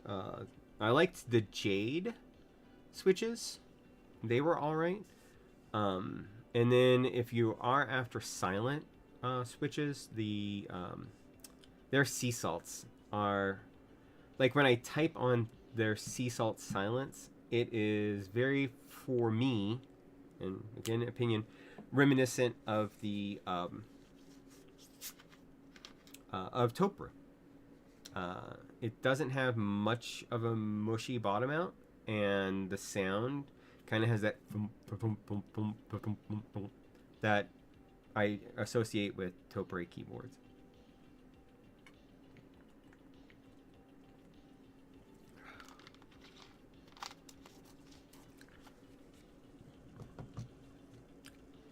Yeah, if anybody wants Switch recommendations, oh, I'm your man.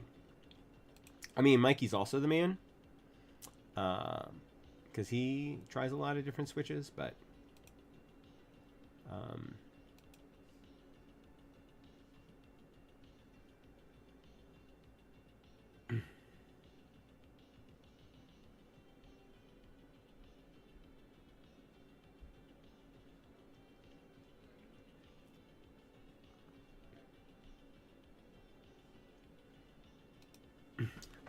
as a quick...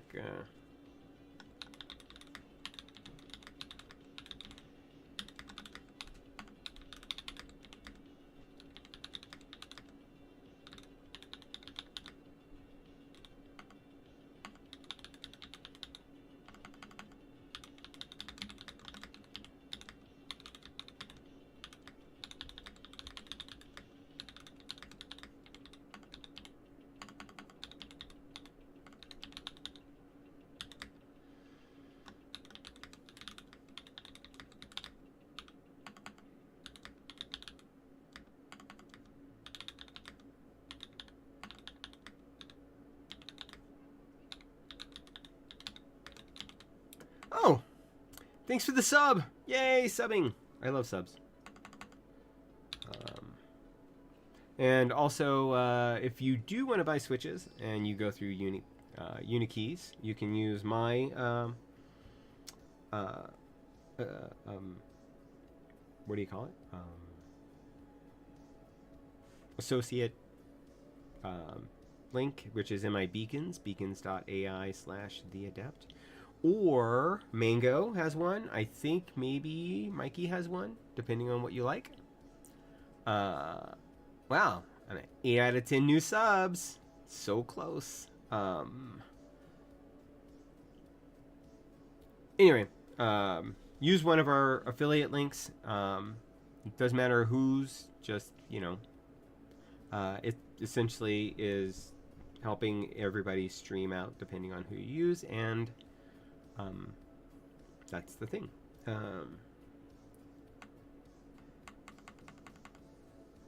Seconds.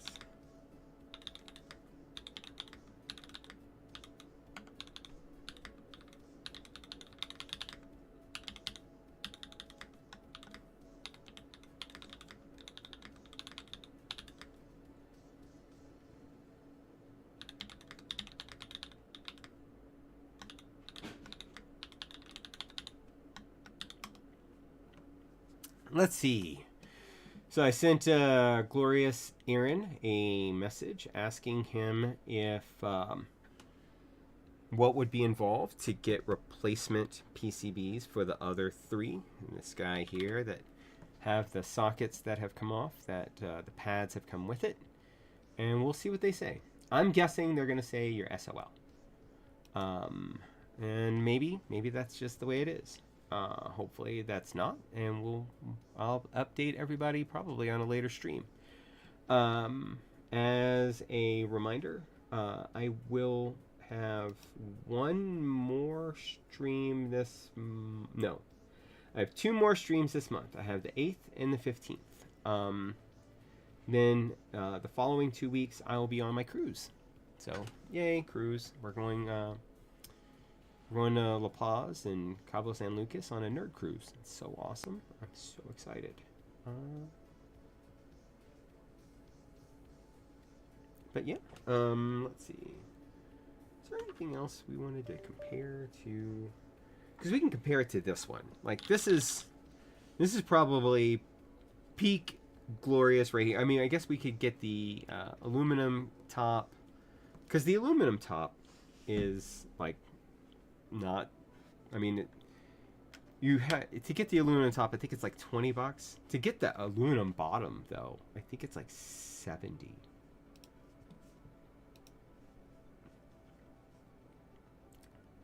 So let's go shop. Reopen that. So if we have this keyboard, it works, everything works. We wanted to upgrade it. Let's go to accessories, keyboard accessories.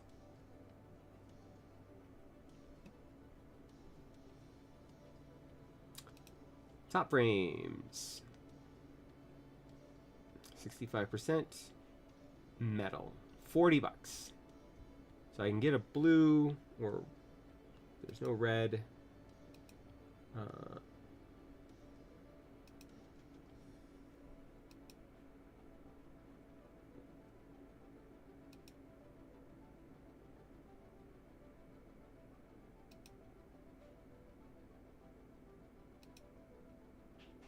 Yeah, so $40 for metal. If I wanted to just get a different color plastic one, I could do that for $20. And in this case, it would be a frosted polycarbonate, or sorry, frosted ABS. And then if we wanted to go with, well, let's just back up.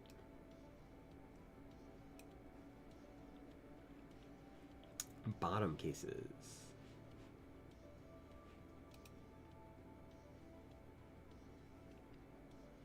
$65 metal. $30, and then we can make this into essentially a frosted clear ABS keyboard.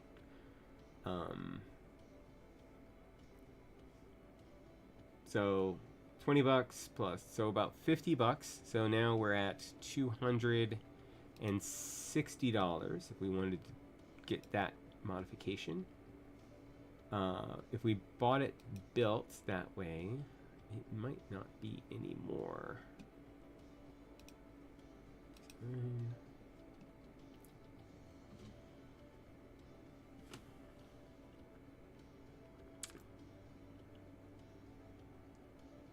Yeah, north facing, same, everything else.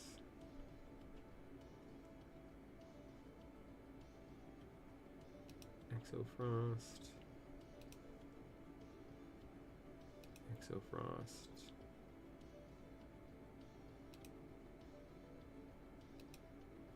Pandas.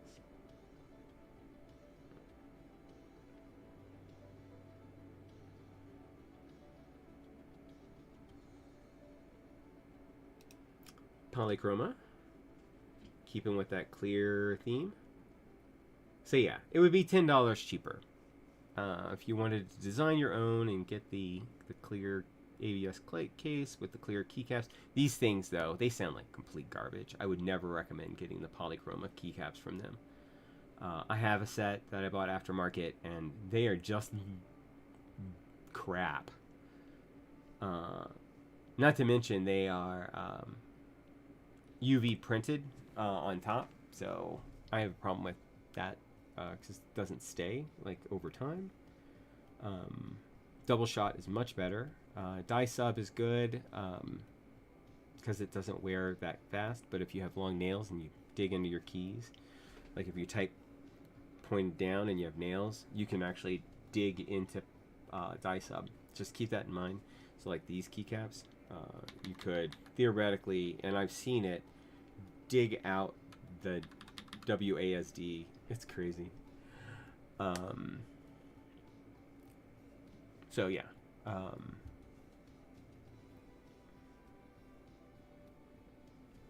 think. Oh yeah.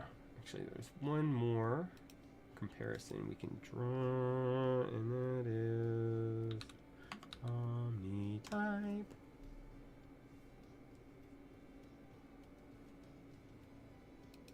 Because I don't know why I didn't even think about this before. Because they have their own design lab. Let's design ours today. We're going to go with Grim. Hot swap gray. Grim. I'm just going to make this black. Bottom housing Grim. It has bumpers that are in Reaper. We don't need them. It has donut bumpers, which are in Reaper, so we don't need them.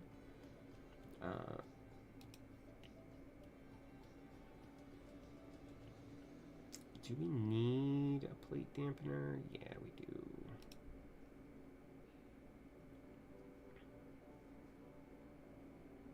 Comes with feet.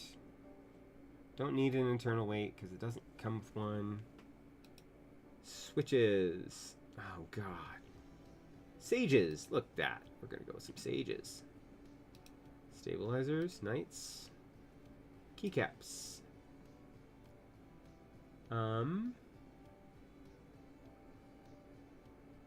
They don't have any cheap keycaps. So this is going to blow the lid off of this thing. But we're going to do it anyway. So let's go. We're going to go with Redline because I have Redline on here.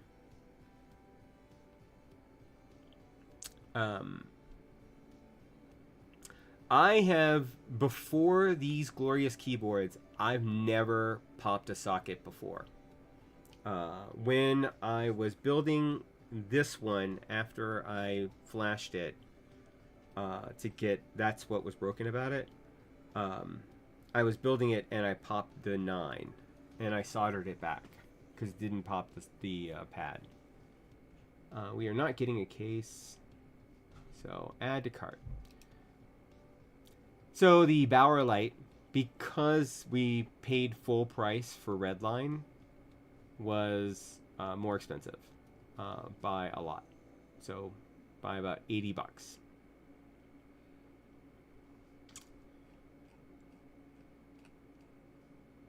But you get a complete set of GMK Redline. The soldering did fix it. Yes, this keyboard, the one of the 4 keyboards, is completely functional. The other 3 keyboards are no-go.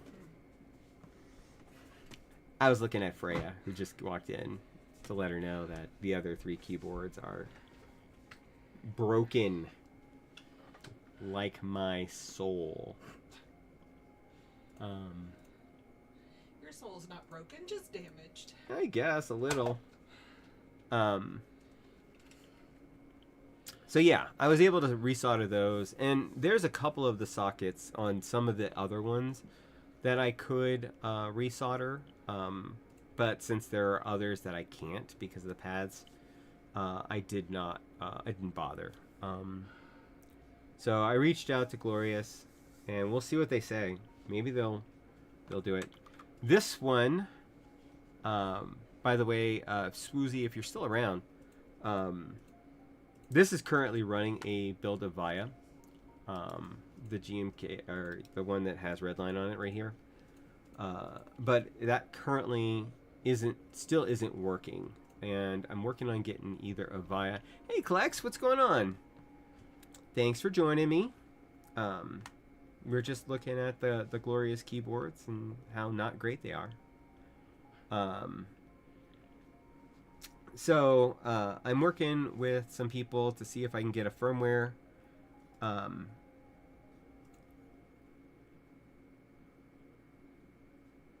Yeah, well, I'm working on another keyboard. Let's see. And, oh.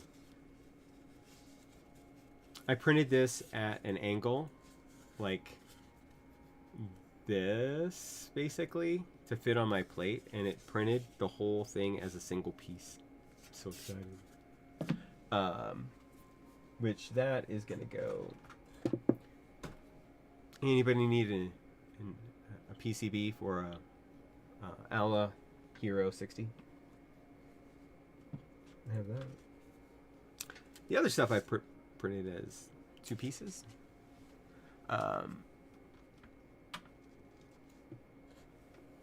Well, like Apiary is going to tell you, you should always, when you remove... let's see, come on. This is my project keyboard. This is the Padavan. And it is a 40% split with an arrow cluster, 2 navigation keys, and a numpad. Right? It is mighty 40-like. I am excited for this keyboard. Yes, especially for the split space bars that are exploded. So there will be a key here, 2 stabilized keys here, and another key here. And it runs GMMK and has Bluetooth. And I have this new bottom case for it that I'm going to put on. So that is going to be a single piece. I have to do some work on it because it's not really working right now, and I have to figure out why. It's a learning experience for me, but yeah, that's one of my projects. I'm very excited by that one.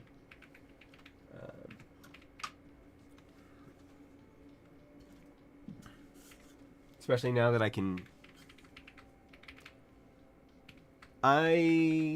haven't really done too much post-processing on my prints. I wanted to keep them the original color of the filament. So if I tried sanding it down, I thought that I would lose that. And then I would just have to paint it, which I could do, but... and then I kind of want to do some pre-processing. I kind of want to take and see if I can redesign the internal or external to allow me to inset a tofu brass weight into it, either on the inside or on the bottom, to add some weight and help with the sound a little bit. but that would be like a Gen 2 case. Well, technically Gen 3 now that I've figured out how to actually print the whole thing as a single piece. So that's that. So, and then what else? Is there any more that we want to talk about on the Glorious keyboards, or do we want to look at a different keyboard? I don't really have. Again, it's something. I kind of looked at the ones that I have in the same sort of price point, either a little bit under or a little bit over the Glorious, and just kind of showing off, I guess, how bad they are. Now, if you're looking at a inexpensive pre-built that is actually pretty decent, I still want to recommend to people to look at the EpoMaker RT85. That is a kind of that Wooting 80 kind of not full navigation cluster TKL type keyboard, but it has a screen that is the best screen that I've seen on a keyboard, and it's like $80 pre-built with EpoMaker Creamy Jade switches and some alright keycaps. I think I have mine rebuilt right now, but actually it's at work, so because that's where I think I have it set up with the Creamy Jades, and it's set up super deep, so it's like the kind of sounding, but that's kind of where I wanted it. And then I think, aside from saying don't buy Glorious, I hope that I have shown you why. If for the price point alone, in comparison to other keyboards, if not the quality of the work. I have not like a full or like an 1800. Does an 1800 count? Because, and hold the phone. Nope, you're gonna run. You're gonna run away.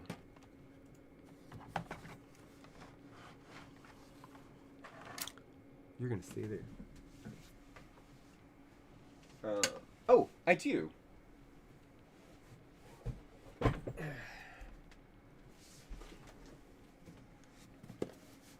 Oh, I have tons with numpads. And you can't just say that, because I also have the Elongate, which is a 40% that has a numpad. But I have this guy. Yep, QK101.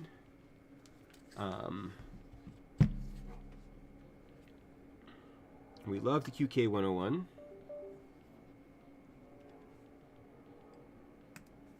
I got it in the black because I have the QK80 Mark II. Yes, I am very interested in that. I also have a the new HE108 from EpoMaker is on its way here. It hasn't been released yet.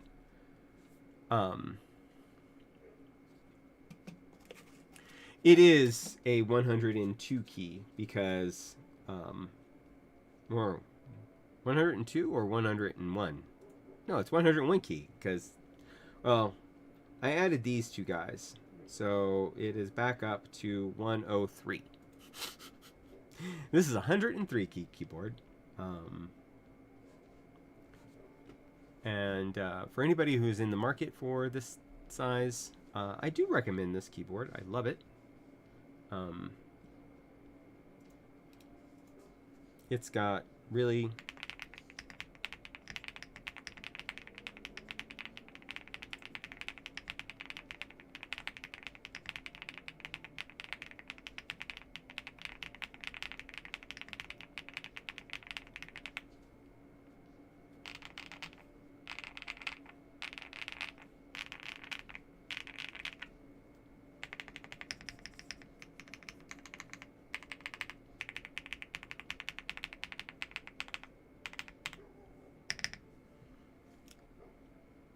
Yeah, so the switches on here right now are the HMX Chew switches, and this is the plate that has the foam layer on top. Now, me changing out a lot of switches in my keyboards, a lot of the foam around the switches at the top and the bottom have started to just come off. Because I'm hitting it with this.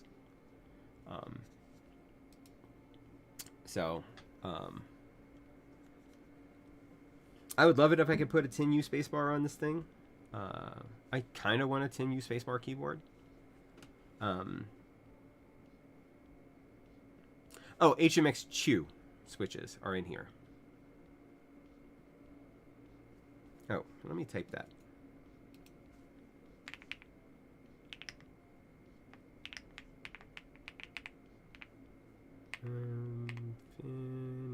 Keys.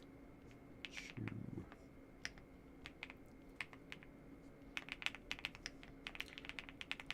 You can find it under several names.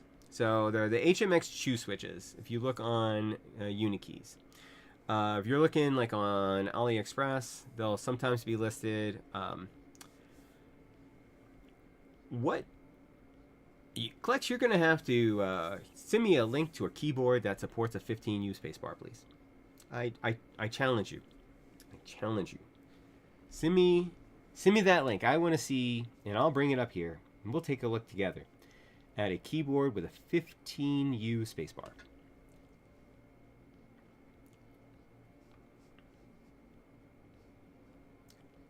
I don't even know where you would get a 15U spacebar to put on a 15U spacebar keyboard.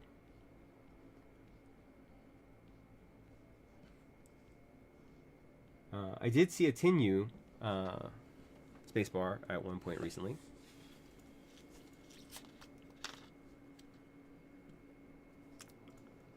Twitch do be acting right. Is it freaking out again?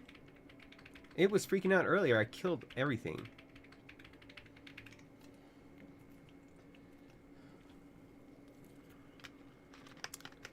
Oh.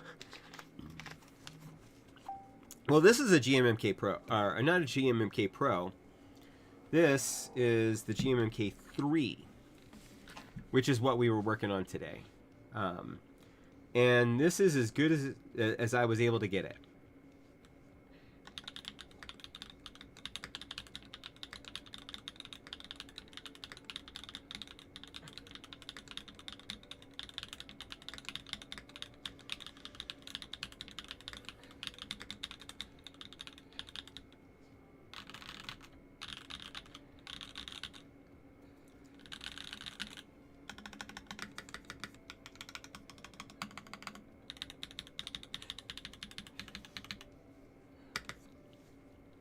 So, we're just kind of talking, and Eisenheim was, yeah, but I want a keyboard to actually put it on. Now,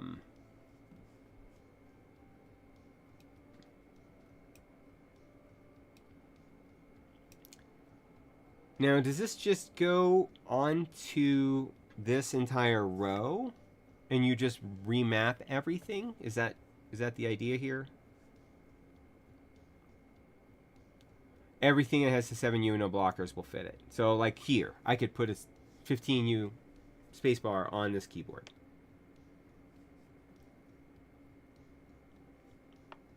Okay. Well, then.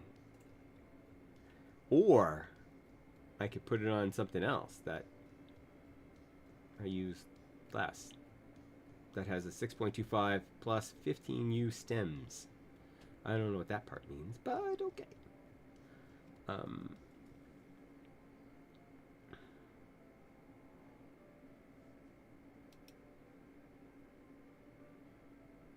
So fun.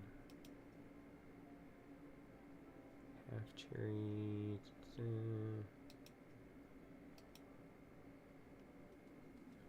Yeah. You know what I need? And I was talking in a chat recently. Yes, there was one. Oh, let me bring that back up. Hold on. This. And you up here. Come on.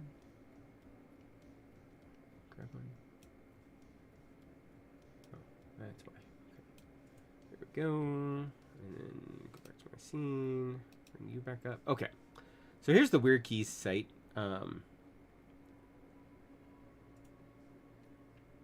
108U spacebar. It's just the whole thing is just a spacebar.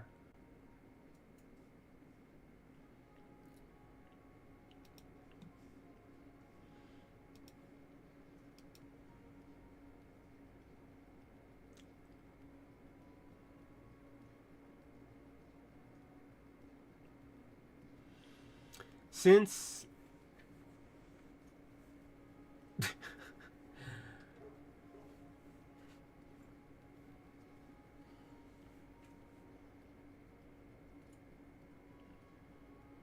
oh yeah, I did see the full-size numpad. That's redonkulous. So what I need, and maybe this site has it for what I want, I would prefer just to print one, is a blocker. I want to see if I can turn this into an HHKB style by putting a blocker here and here. And I'd like to print it.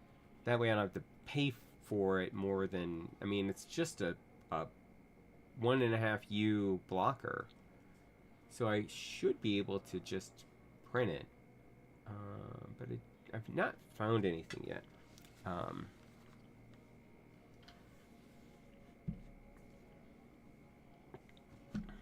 wonder if I can print a 10U spacebar.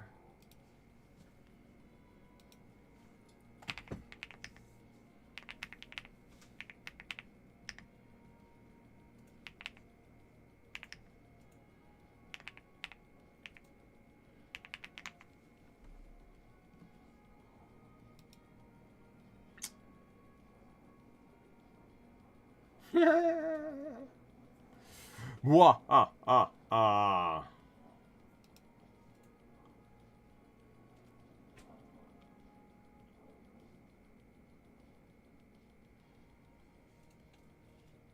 So I'm going to download that.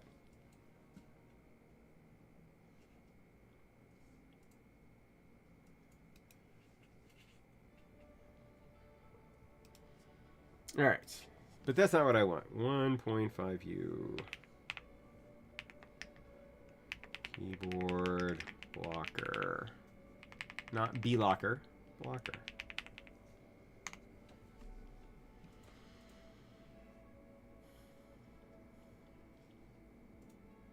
Oh, I gotta add STL download. STL download.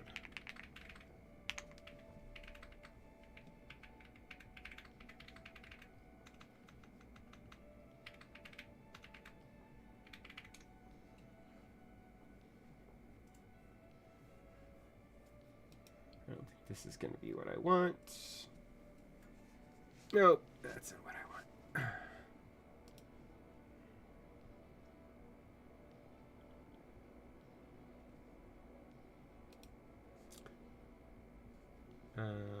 I'm out. Let's see.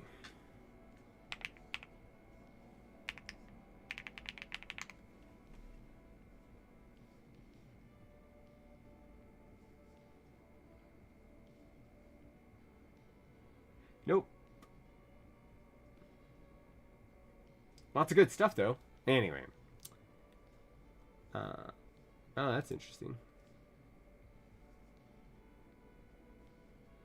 They made their own Arkham Horror character. That's fun. Anyway.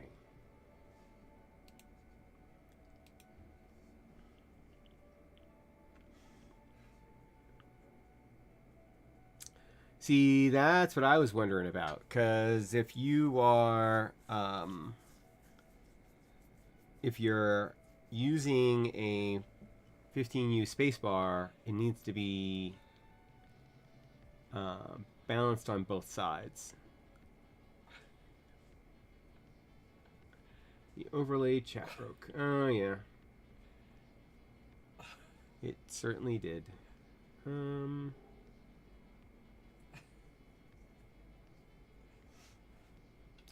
Chat box.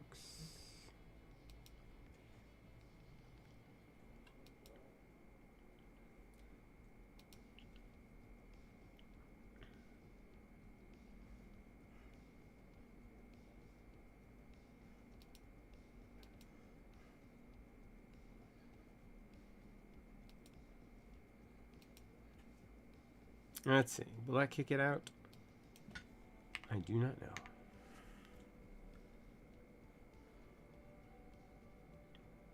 Sneak box. Okay, I've been gone to sneak box before.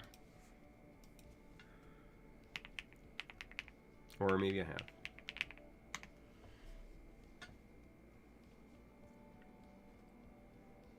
Oh, okay. I did hear about Sneakbox recently. Somebody was talking about it earlier, I think.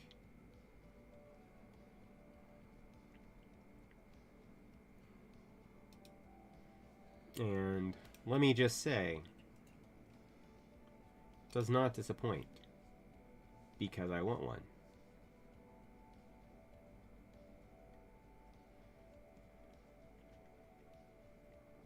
It will go with my little Lego. Which you can't really see, but... Let's see if I can bring you over here without destroying you.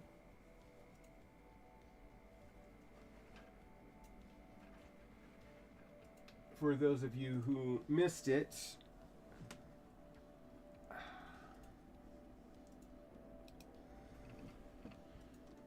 How will I do this? It's the Schmago keyboard store by 80s Retro and HMX.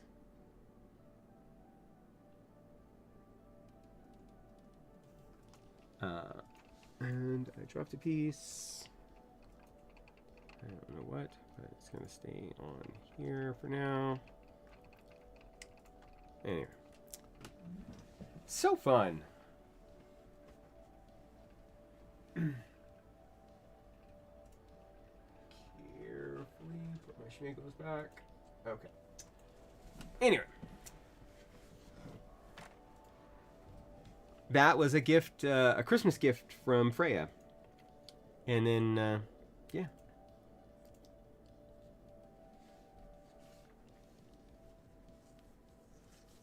I think that's where she got it from, actually, from Unikeys. And then you have my Switch breakout shirt. It's very fun. Anyway, I'm all about the keyboard wear, apparently.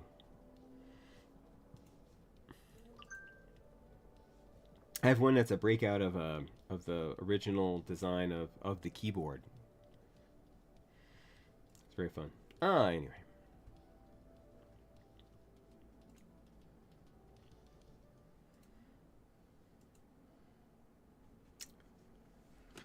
So, let's see. Oh.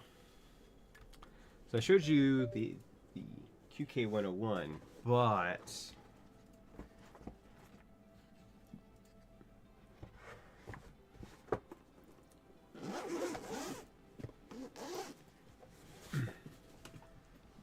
I rebuilt one last night.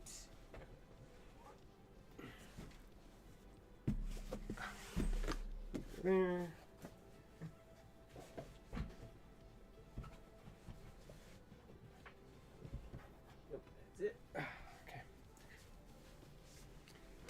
I didn't just flash you guys.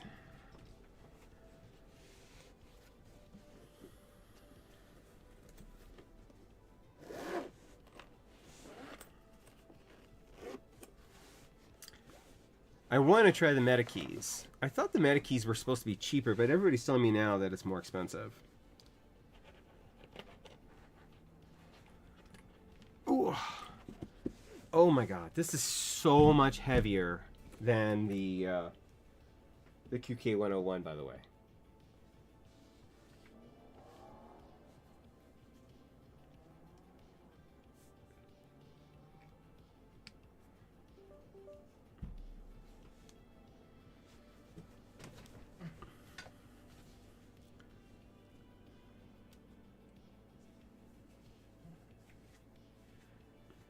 The guaranteed $25 extra for shipping. Well, I mean, I was planning on buying everything through them, including the PCB, so it would all be wrapped up into one. So I guess that's a thing, but so here's one of my 1800s that I love, and you can't really see Entrapta. Let's see if I can get Entrapta on the screen.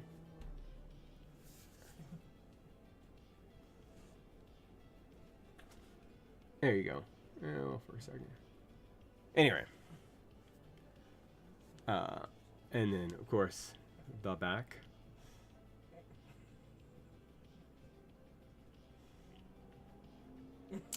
Ooh. I wonder if I can replace those with black. Hold the phone. I might upgrade this bad boy right now.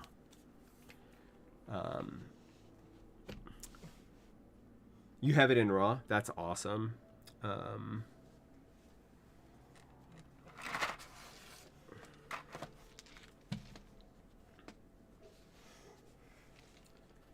Let's see. Are you the right screws?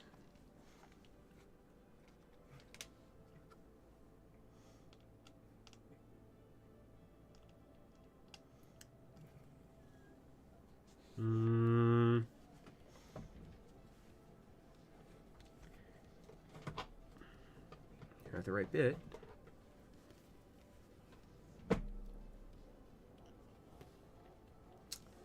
Then get the Athena 65 if it comes back in stock. Then you can still have an Athena, just, you know, and it supports 7U. It supports, like, gosh darned near everything.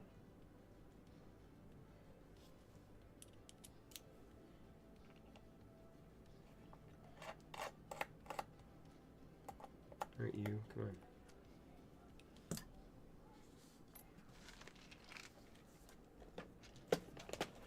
Stay there. Okay. You are a stubby little guy. Do I have a stubby enough screw for this?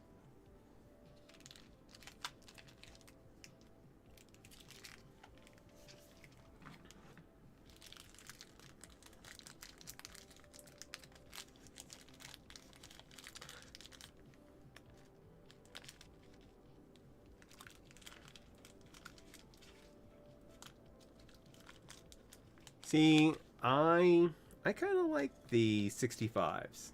I would rather have an FRL 1800.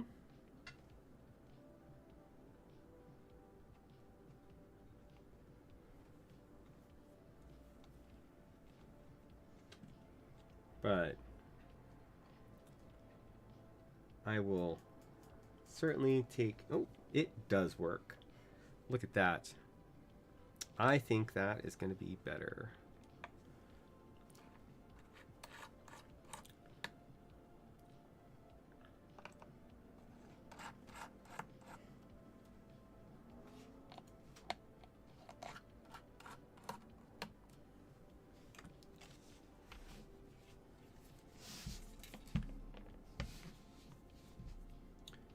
All right, all you screws, come here.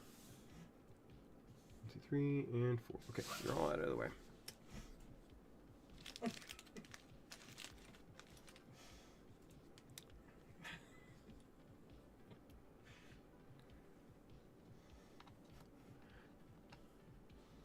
So what do y'all think? I'm putting black screws in place of the silver screws.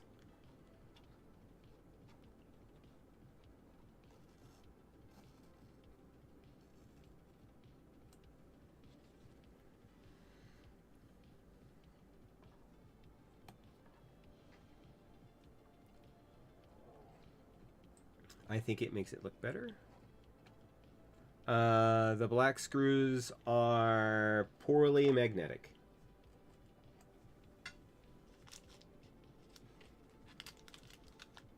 The original screws are not magnetic, so...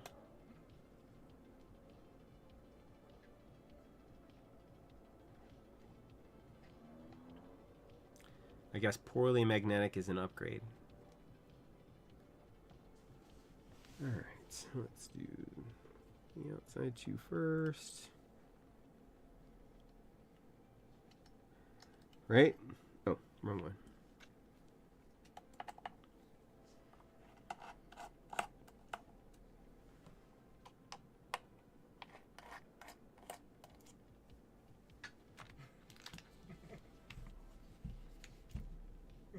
Okay, 1, 2.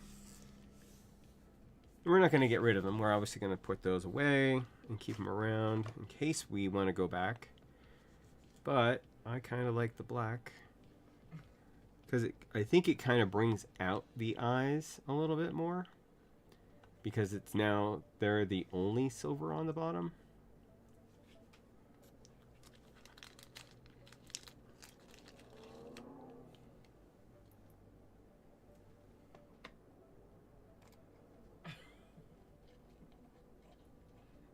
Of course, I'm using the little Allen wrench that came with the M3 screw kit, so that's not magnetic.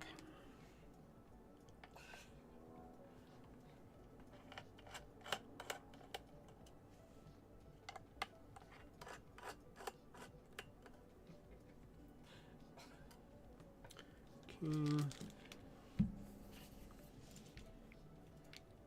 2 screws.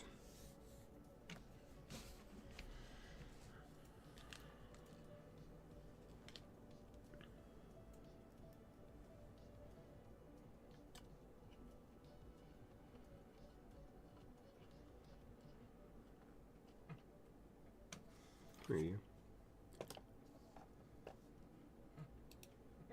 We're gonna snooze the ad because I wanna.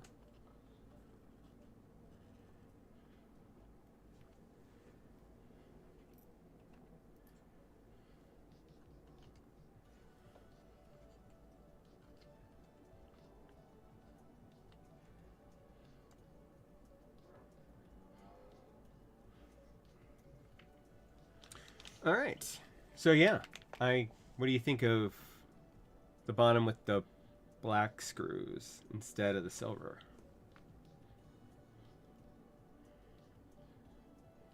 I think it, like I said, I think it brings out the eyes more. Like it's staring at you, judging your soul. And then the purple gradient keycaps to go with it. The switches in here are Sugar Rush, HMX Sugar Rush. Jay, what's going on? Hey.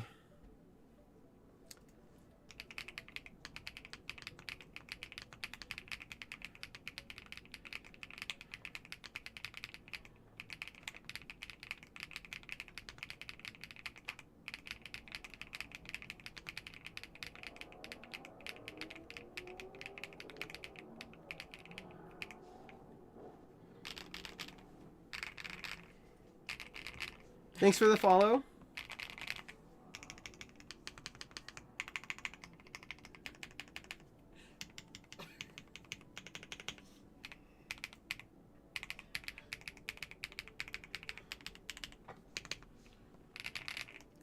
So I'm actually pretty impressed with the Sugar Rush switches. I got them as part of a Secret Santa. and I was very happy about it.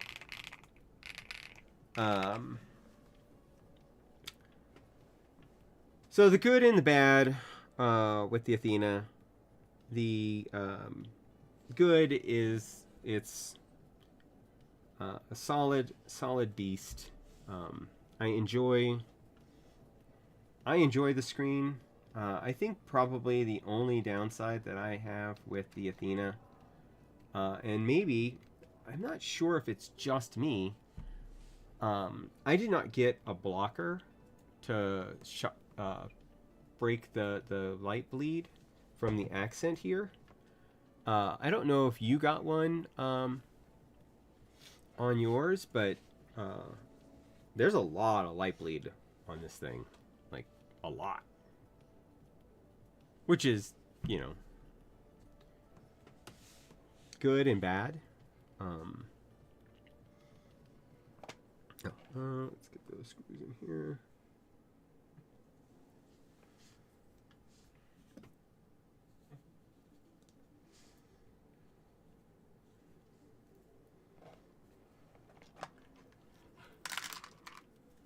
Get these screws put away.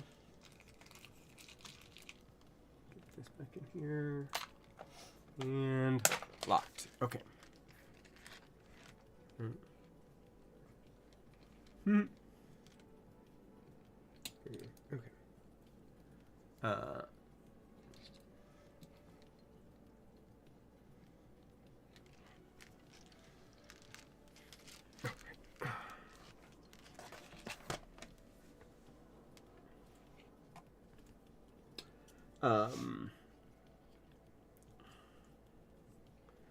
You know, I mean, I like the RGB. I don't want to diffuse it, but I might create a blocker for it. I think that's going to be the key, and I just keep on forgetting to do it. It might be worthwhile to ask KBD fans for one. The problem is they might ask me to pay shipping, which would be $30 for like a $2, $1 piece of foam.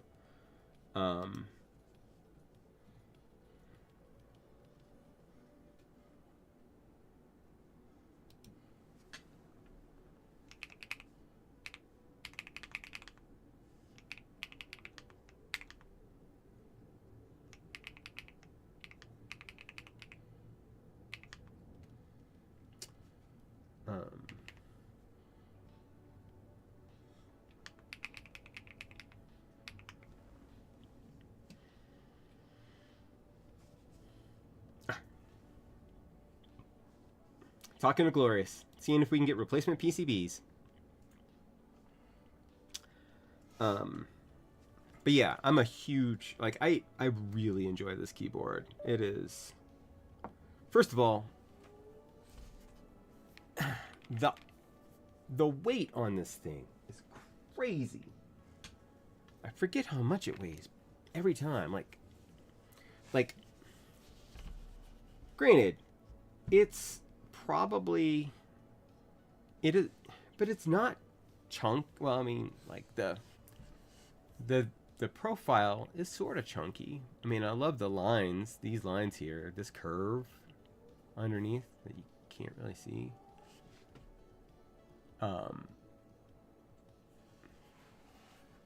And then of course the eyes, which is where probably the weight is coming in, because they're solid stainless steel, I think. But yeah, and then the screen, which is not going to come through, and I think that they missed out on an opportunity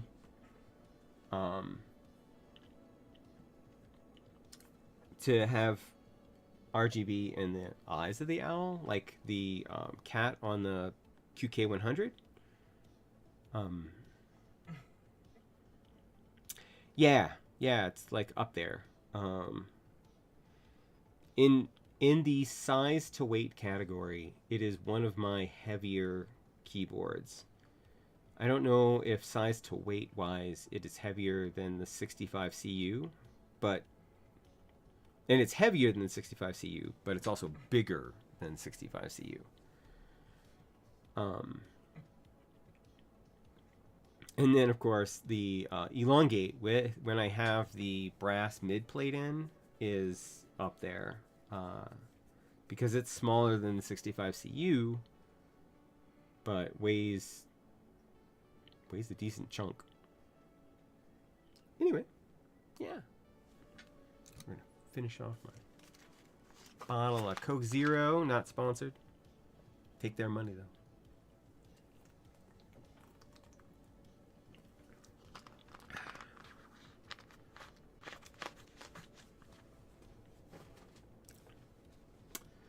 And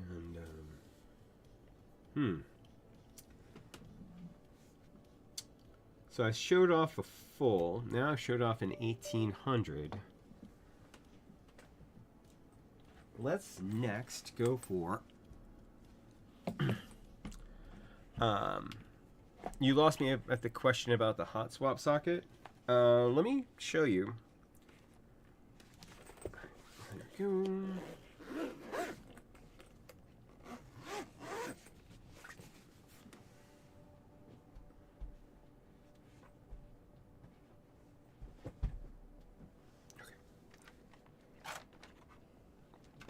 Because this one's still disconnected. So, so it popped a couple of sockets. So this one is the most alarming, and it is the pad has completely removed from the PCB. So I can't solder it back into place. As opposed to like this one where the pads are still here. So I could resolder this. Does that answer your question? And this one lost one pad but kept the other. So I still couldn't fix it because it's missing one of the pads, which of course you need to complete the circuit. This one lost the opposite. Yeah. Well, I am reaching out to Glorious. I was chatting with one of their people in Discord to see if I could get replacement PCBs for them. Because that would be nice to get them all working. Glorious. This one, again, popped a socket, the 9 when I built it, but did not lose the pad, so I was able to solder that back on without a problem. And so we do have 1 out of 4 working keyboards. And it doesn't sound too bad. GMK Redline and Gateron Smoothie Mint. One of their new switches, and it is one of their clackier smoothies. So it's a super smooth switch, but higher pitched than the normal smoothies.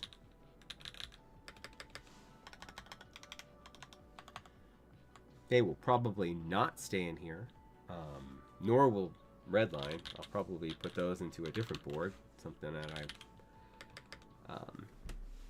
probably something like a Zoom. Like if my Zoom 64 were to come in. Everybody, I'm going to change cubes. Hold on. We're going to go next level down. Oh, another chunky boy. So this is one of my favorite FRL 1800s.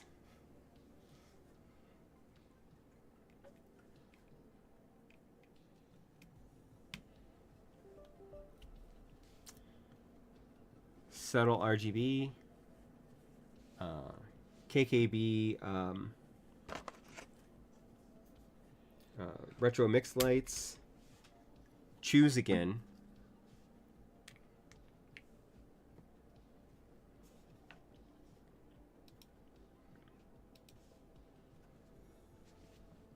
If you can't tell, I'm a big fan of the HMX Chew switches.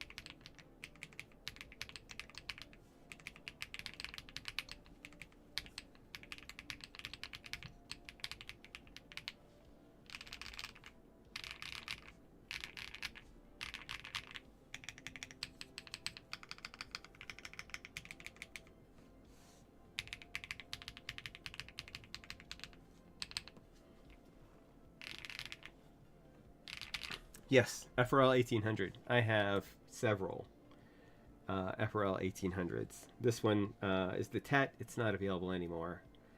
This is also a KBD fans keyboard, actually. I also have the Wind X R2, which I bought through Stupid Bullets Tech's garage sale. I think they're going to be doing an R3 of that at some point soonish. Not soonish. They're doing something else first. And then what other FRL 1800s do I have? The Flip is a 60 with a numpad, so no arrow cluster. I have the Space 82 by Gray Studios. That's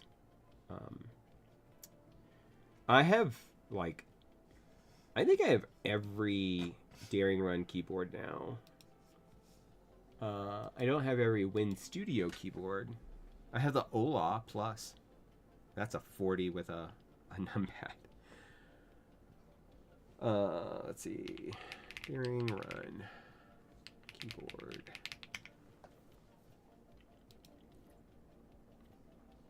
I have the Polygon. I have the DR70F. Yeah, I think that's... And the Flip. Yeah, I do. I have all the Daring Run keyboards. I love my Polygon 7. It's downstairs. I was using it the other day on my laptop downstairs. So, but I think I might change out the switches in it. I'm not sure. I picked up a DR70F and as I was building it, I had set the top piece on my desk, but I did not set it level, and it slipped off my desk, hit my chair, and dinged up my it was brand new to me. I bought it secondhand. But dinged it up. Oh man, I was so sad. I flipped it. So it's on the outside now instead of the inside, so I don't have to actually look at it. But I know it's there. But yeah, it's a pretty bad ding too. I'm like, oh man. But I got the red. It is such a beautiful red keyboard.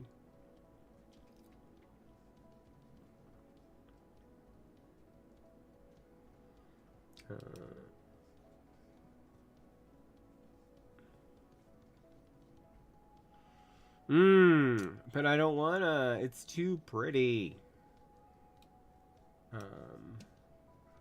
For those of you who do not know what it looks like,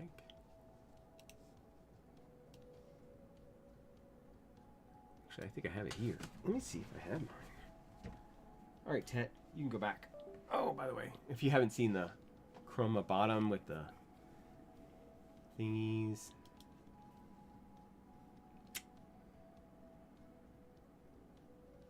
Very. And that's stainless steel PVD. So this boy's heavy too.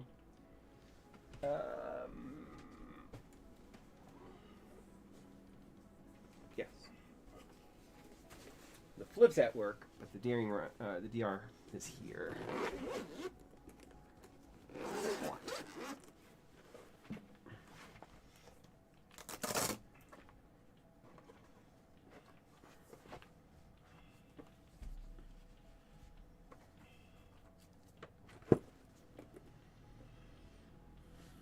So, this is, and you can see there's the scuff.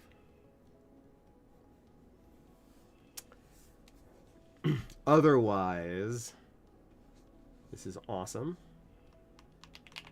What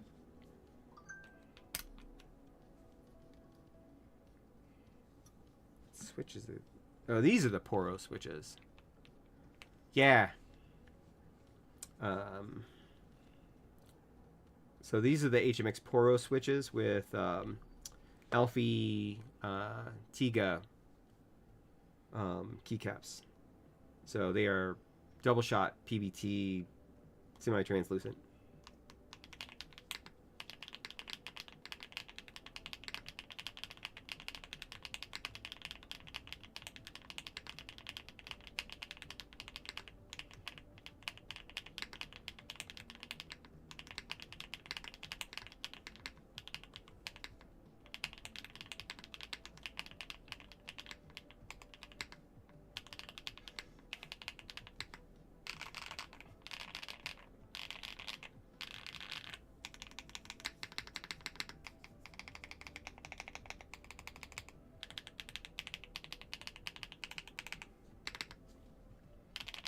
Yeah, and if I'm gonna get a red keyboard, because I have a couple, like the Haven 65, this, um, it has to be like the burgundy red. I'm not a big fan of like um, the Chinese red, the bright red, um,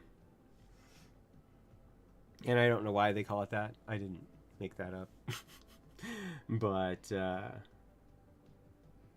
mean I know why they call it that, but still. Anyway, um, so yeah, I do love the, and I think it sounds really nice. It's good to use.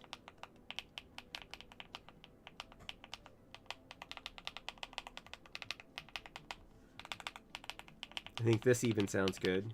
And then the brass mid piece with the brass weight on the bottom gives it a little bit of extra weight. And then I have the full. This is actually an add-on because originally it only has a half and then the other half is black. I don't know why. You have to purchase the full-sized light, which I did.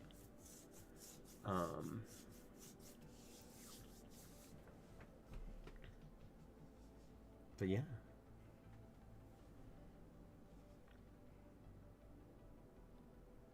Not a number pad though.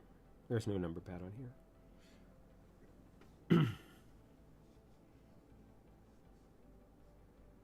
Now I can add a number. Oh, no, that's downstairs. Never mind. I could add a number pad, but it's downstairs. All my number pads are downstairs.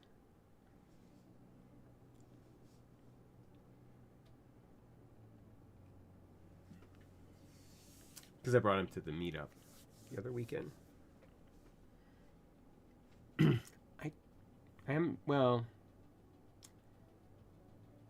I don't think that I would get hot pink. I'm not a big pink fan to begin with. Like I have Fuji, and I don't think I've ever put the pink keys on anything. I've only used the blue keys. I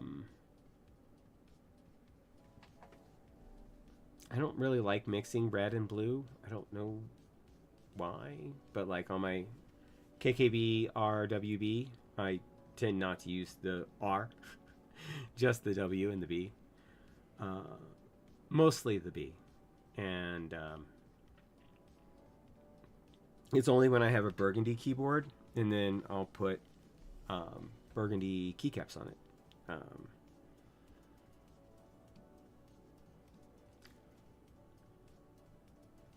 I mean, I guess I have Redline right here,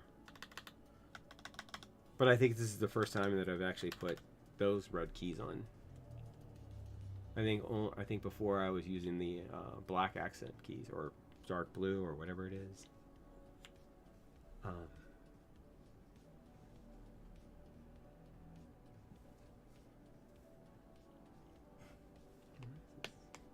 Because it was okay.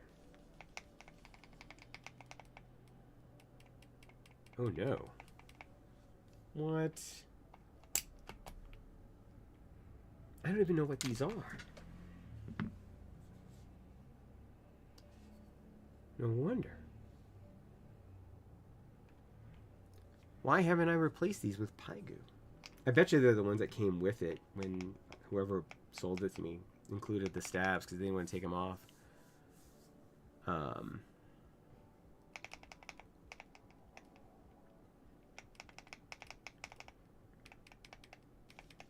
I'll need to fix that. I don't think I'm going to do that on stream. Take apart this whole keyboard and then re-lube the stabs, but might be something I do later tonight while we watch TV. Because that's what I do. We watch TV and I rebuild keyboards and Freya crochets or plays games on her phone. We have a great relationship. I mean that honestly. But, alright.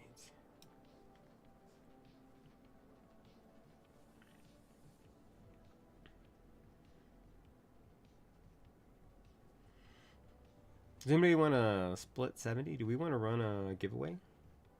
in Epo Maker Split 70.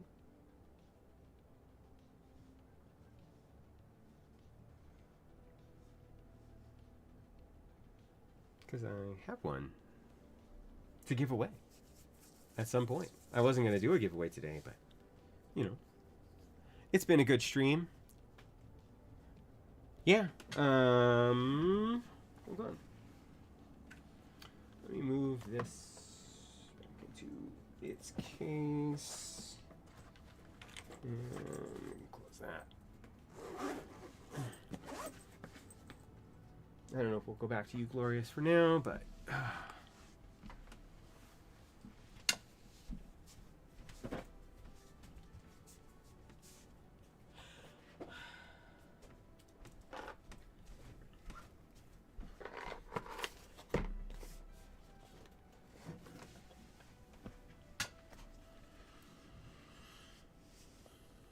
Well, this could be your chance. This is the Epo Maker Split 70. It's simple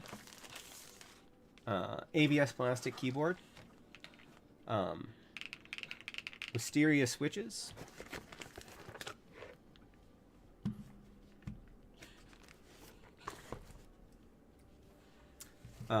It is wireless, Bluetooth 2.4, has the dongle right here, which goes in magnetically.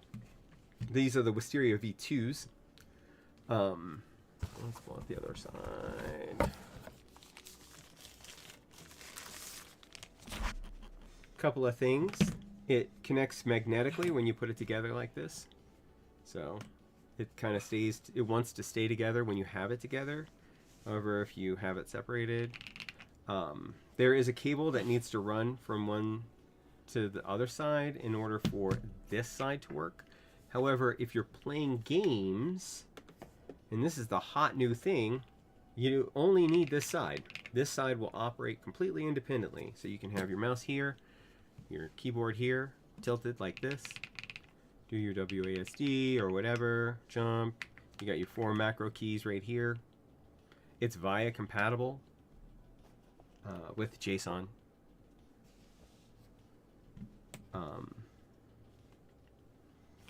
Yeah.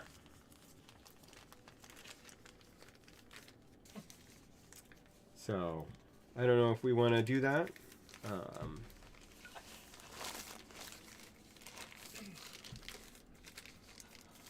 I did a review on it, and I like it. I think I like the Split 65 better, but I don't know that they make that one anymore. Oh, it also has an up. Funnily enough, on the wrong side, or right side, depending on whether or not you are using just the one side for gaming.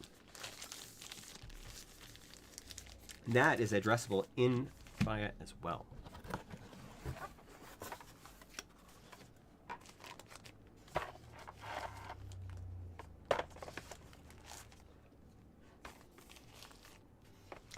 The Split 65, which I've already given away, I gave away actually to a keyboard meetup local. Actually, she's not, or they're not local anymore. They now live in Oregon. They moved away, but they had repetitive stress disorder and were looking at splits. And I had that one, and I had brought it to a meetup, and I'm like, hey, do you want to try this split? And if you like it, you can just keep it. And so they did. And yeah, so that was great. I love helping people. I love helping people out. That's kind of been a cornerstone of my life philosophy, is that we're all better together. And that is how we get to be Star Trek. Not new Star Trek. I'm talking old Star Trek, where people would just do things for each other because it's the right thing to do.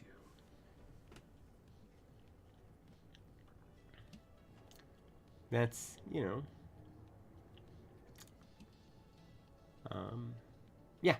So, thank you for visiting my TED Talk. And let's see. So, if y'all want, we can jump over here. Stream elements. Other? No. Loyalty. That's where it is. Giveaways.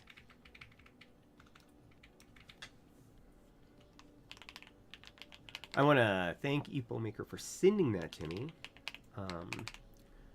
Everybody has been giving EpoMaker a hard time because of their past transgressions, but I assure you, I've had to use, before they were sending me stuff, I had to use their support. It's gotten a lot better.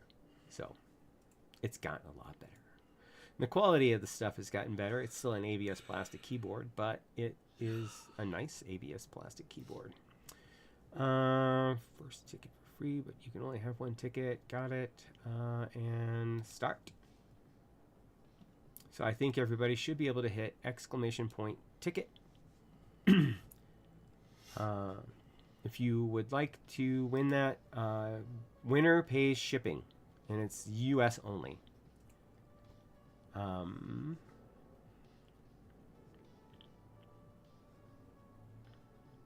That's only because I don't have the ability to ship to other countries yet. I realize that. I'm sorry. At some point I will see if I can figure out how to do that.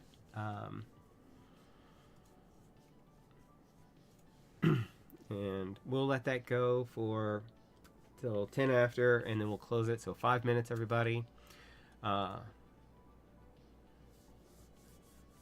Yeah, I mean, it's just one of those things.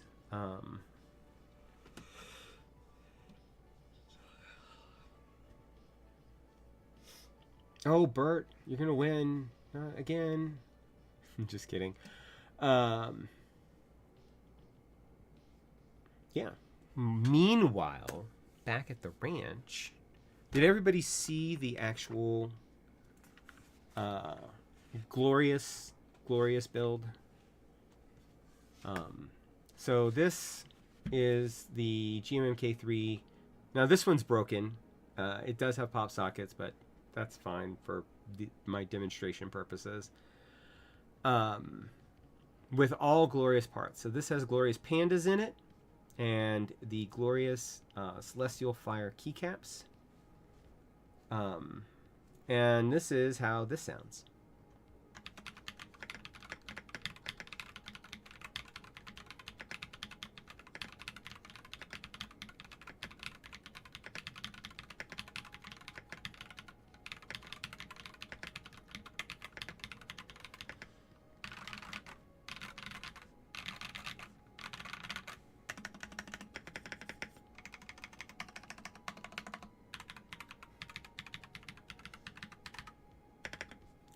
So not too great, especially when you consider it costs $212 to buy this configuration through their website, although they do include free shipping to the US. So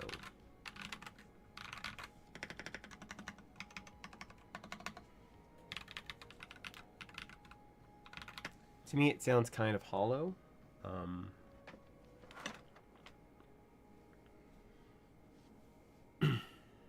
And you would be much better off buying a Photon.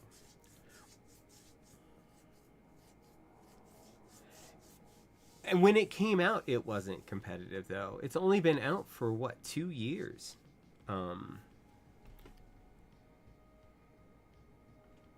It's a wired-only ABS injection molded plastic case. I mean, to get the aluminum case for it, because you can buy an aluminum case for it, you would be, let's see, let's go back. Let's share so that everybody can enjoy in the experience of their build.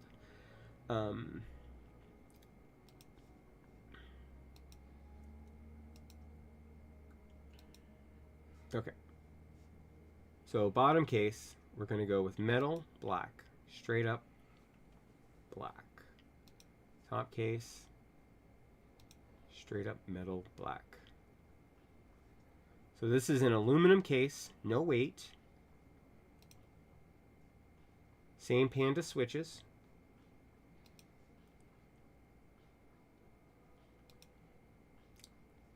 Simple wob.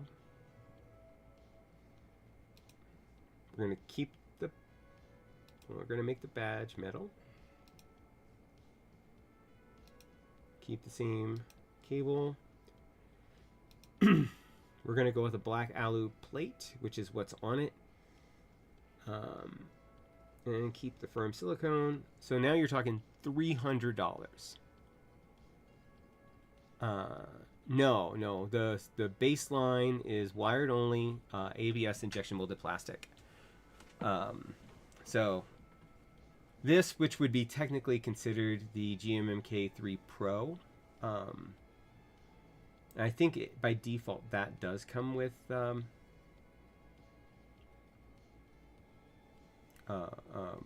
wireless, but let's go edit that. So we'll make that wireless standard.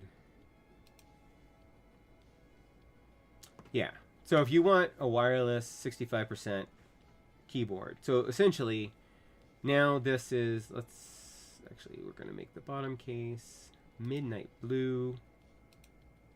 Make the top case midnight blue. We're going to use Fox standard. So basically reds.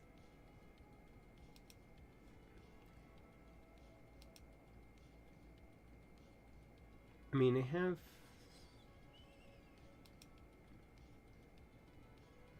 some fun keycaps, but we are going to go with, hey, you can't get Celestial Ice. I mean, After Party. That's fun. Oh, that doesn't look good at all. Let's go banana blue. There you go.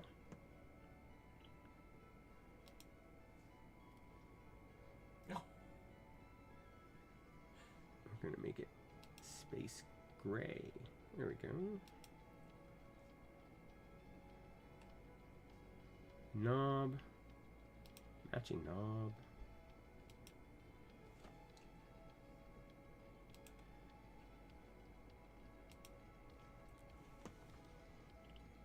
PC plate.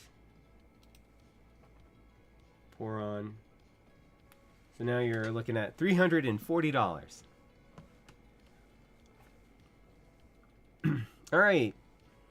Last call for the giveaway. We are going to go ahead and wrap that up. If we're going to refund your ticket, and yeah, anytime you add anything, especially like the aftermarket bottom plate, like if you, because you could buy the plates separately, which is nice. I like the fact that they can do that, except for they overcharge grossly for it. All right, we're gonna close the giveaway. Draw a winner. Klex, you won.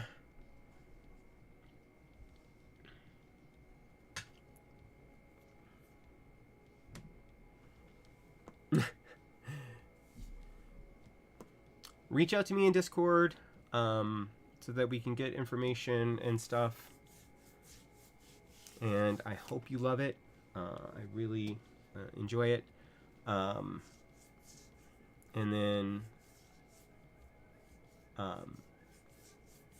I tend to ask EpoMaker for kind of out there keyboards. So if there's another split that pops up, I'll try to ask for it. The next keyboard I'm getting from them is the HE108. So it's a full-sized Hall effect keyboard. I am going to be wrapping it up as well, Eisenheim. So I just wanted to do a giveaway at the end to thank everybody for joining me today. I really appreciate it, and as always, if anybody has the ability to give me their Amazon Prime sub, I love those. And check out my beacons for if you're going to be buying switches, especially from like Unikeys. They give me like a 7% kickback, which I use myself a lot. And let's see here. They'll never see me coming.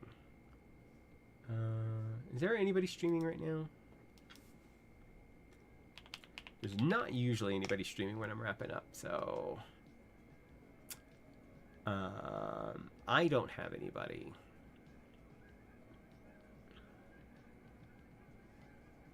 So I am just gonna end the stream then.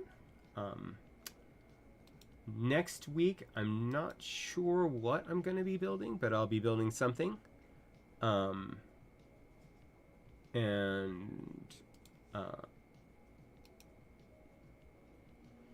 But I will see y'all then. Hopefully I'll have that HE108 by then, and we can work on that. But check it out. It'll be 3 p.m. Mountain Time as usual. And then the following week I'll be streaming. After that, I will be off for 2 weeks as I go on my cruise. So again, thanks for coming, everybody. Y'all are all awesome. And until next time.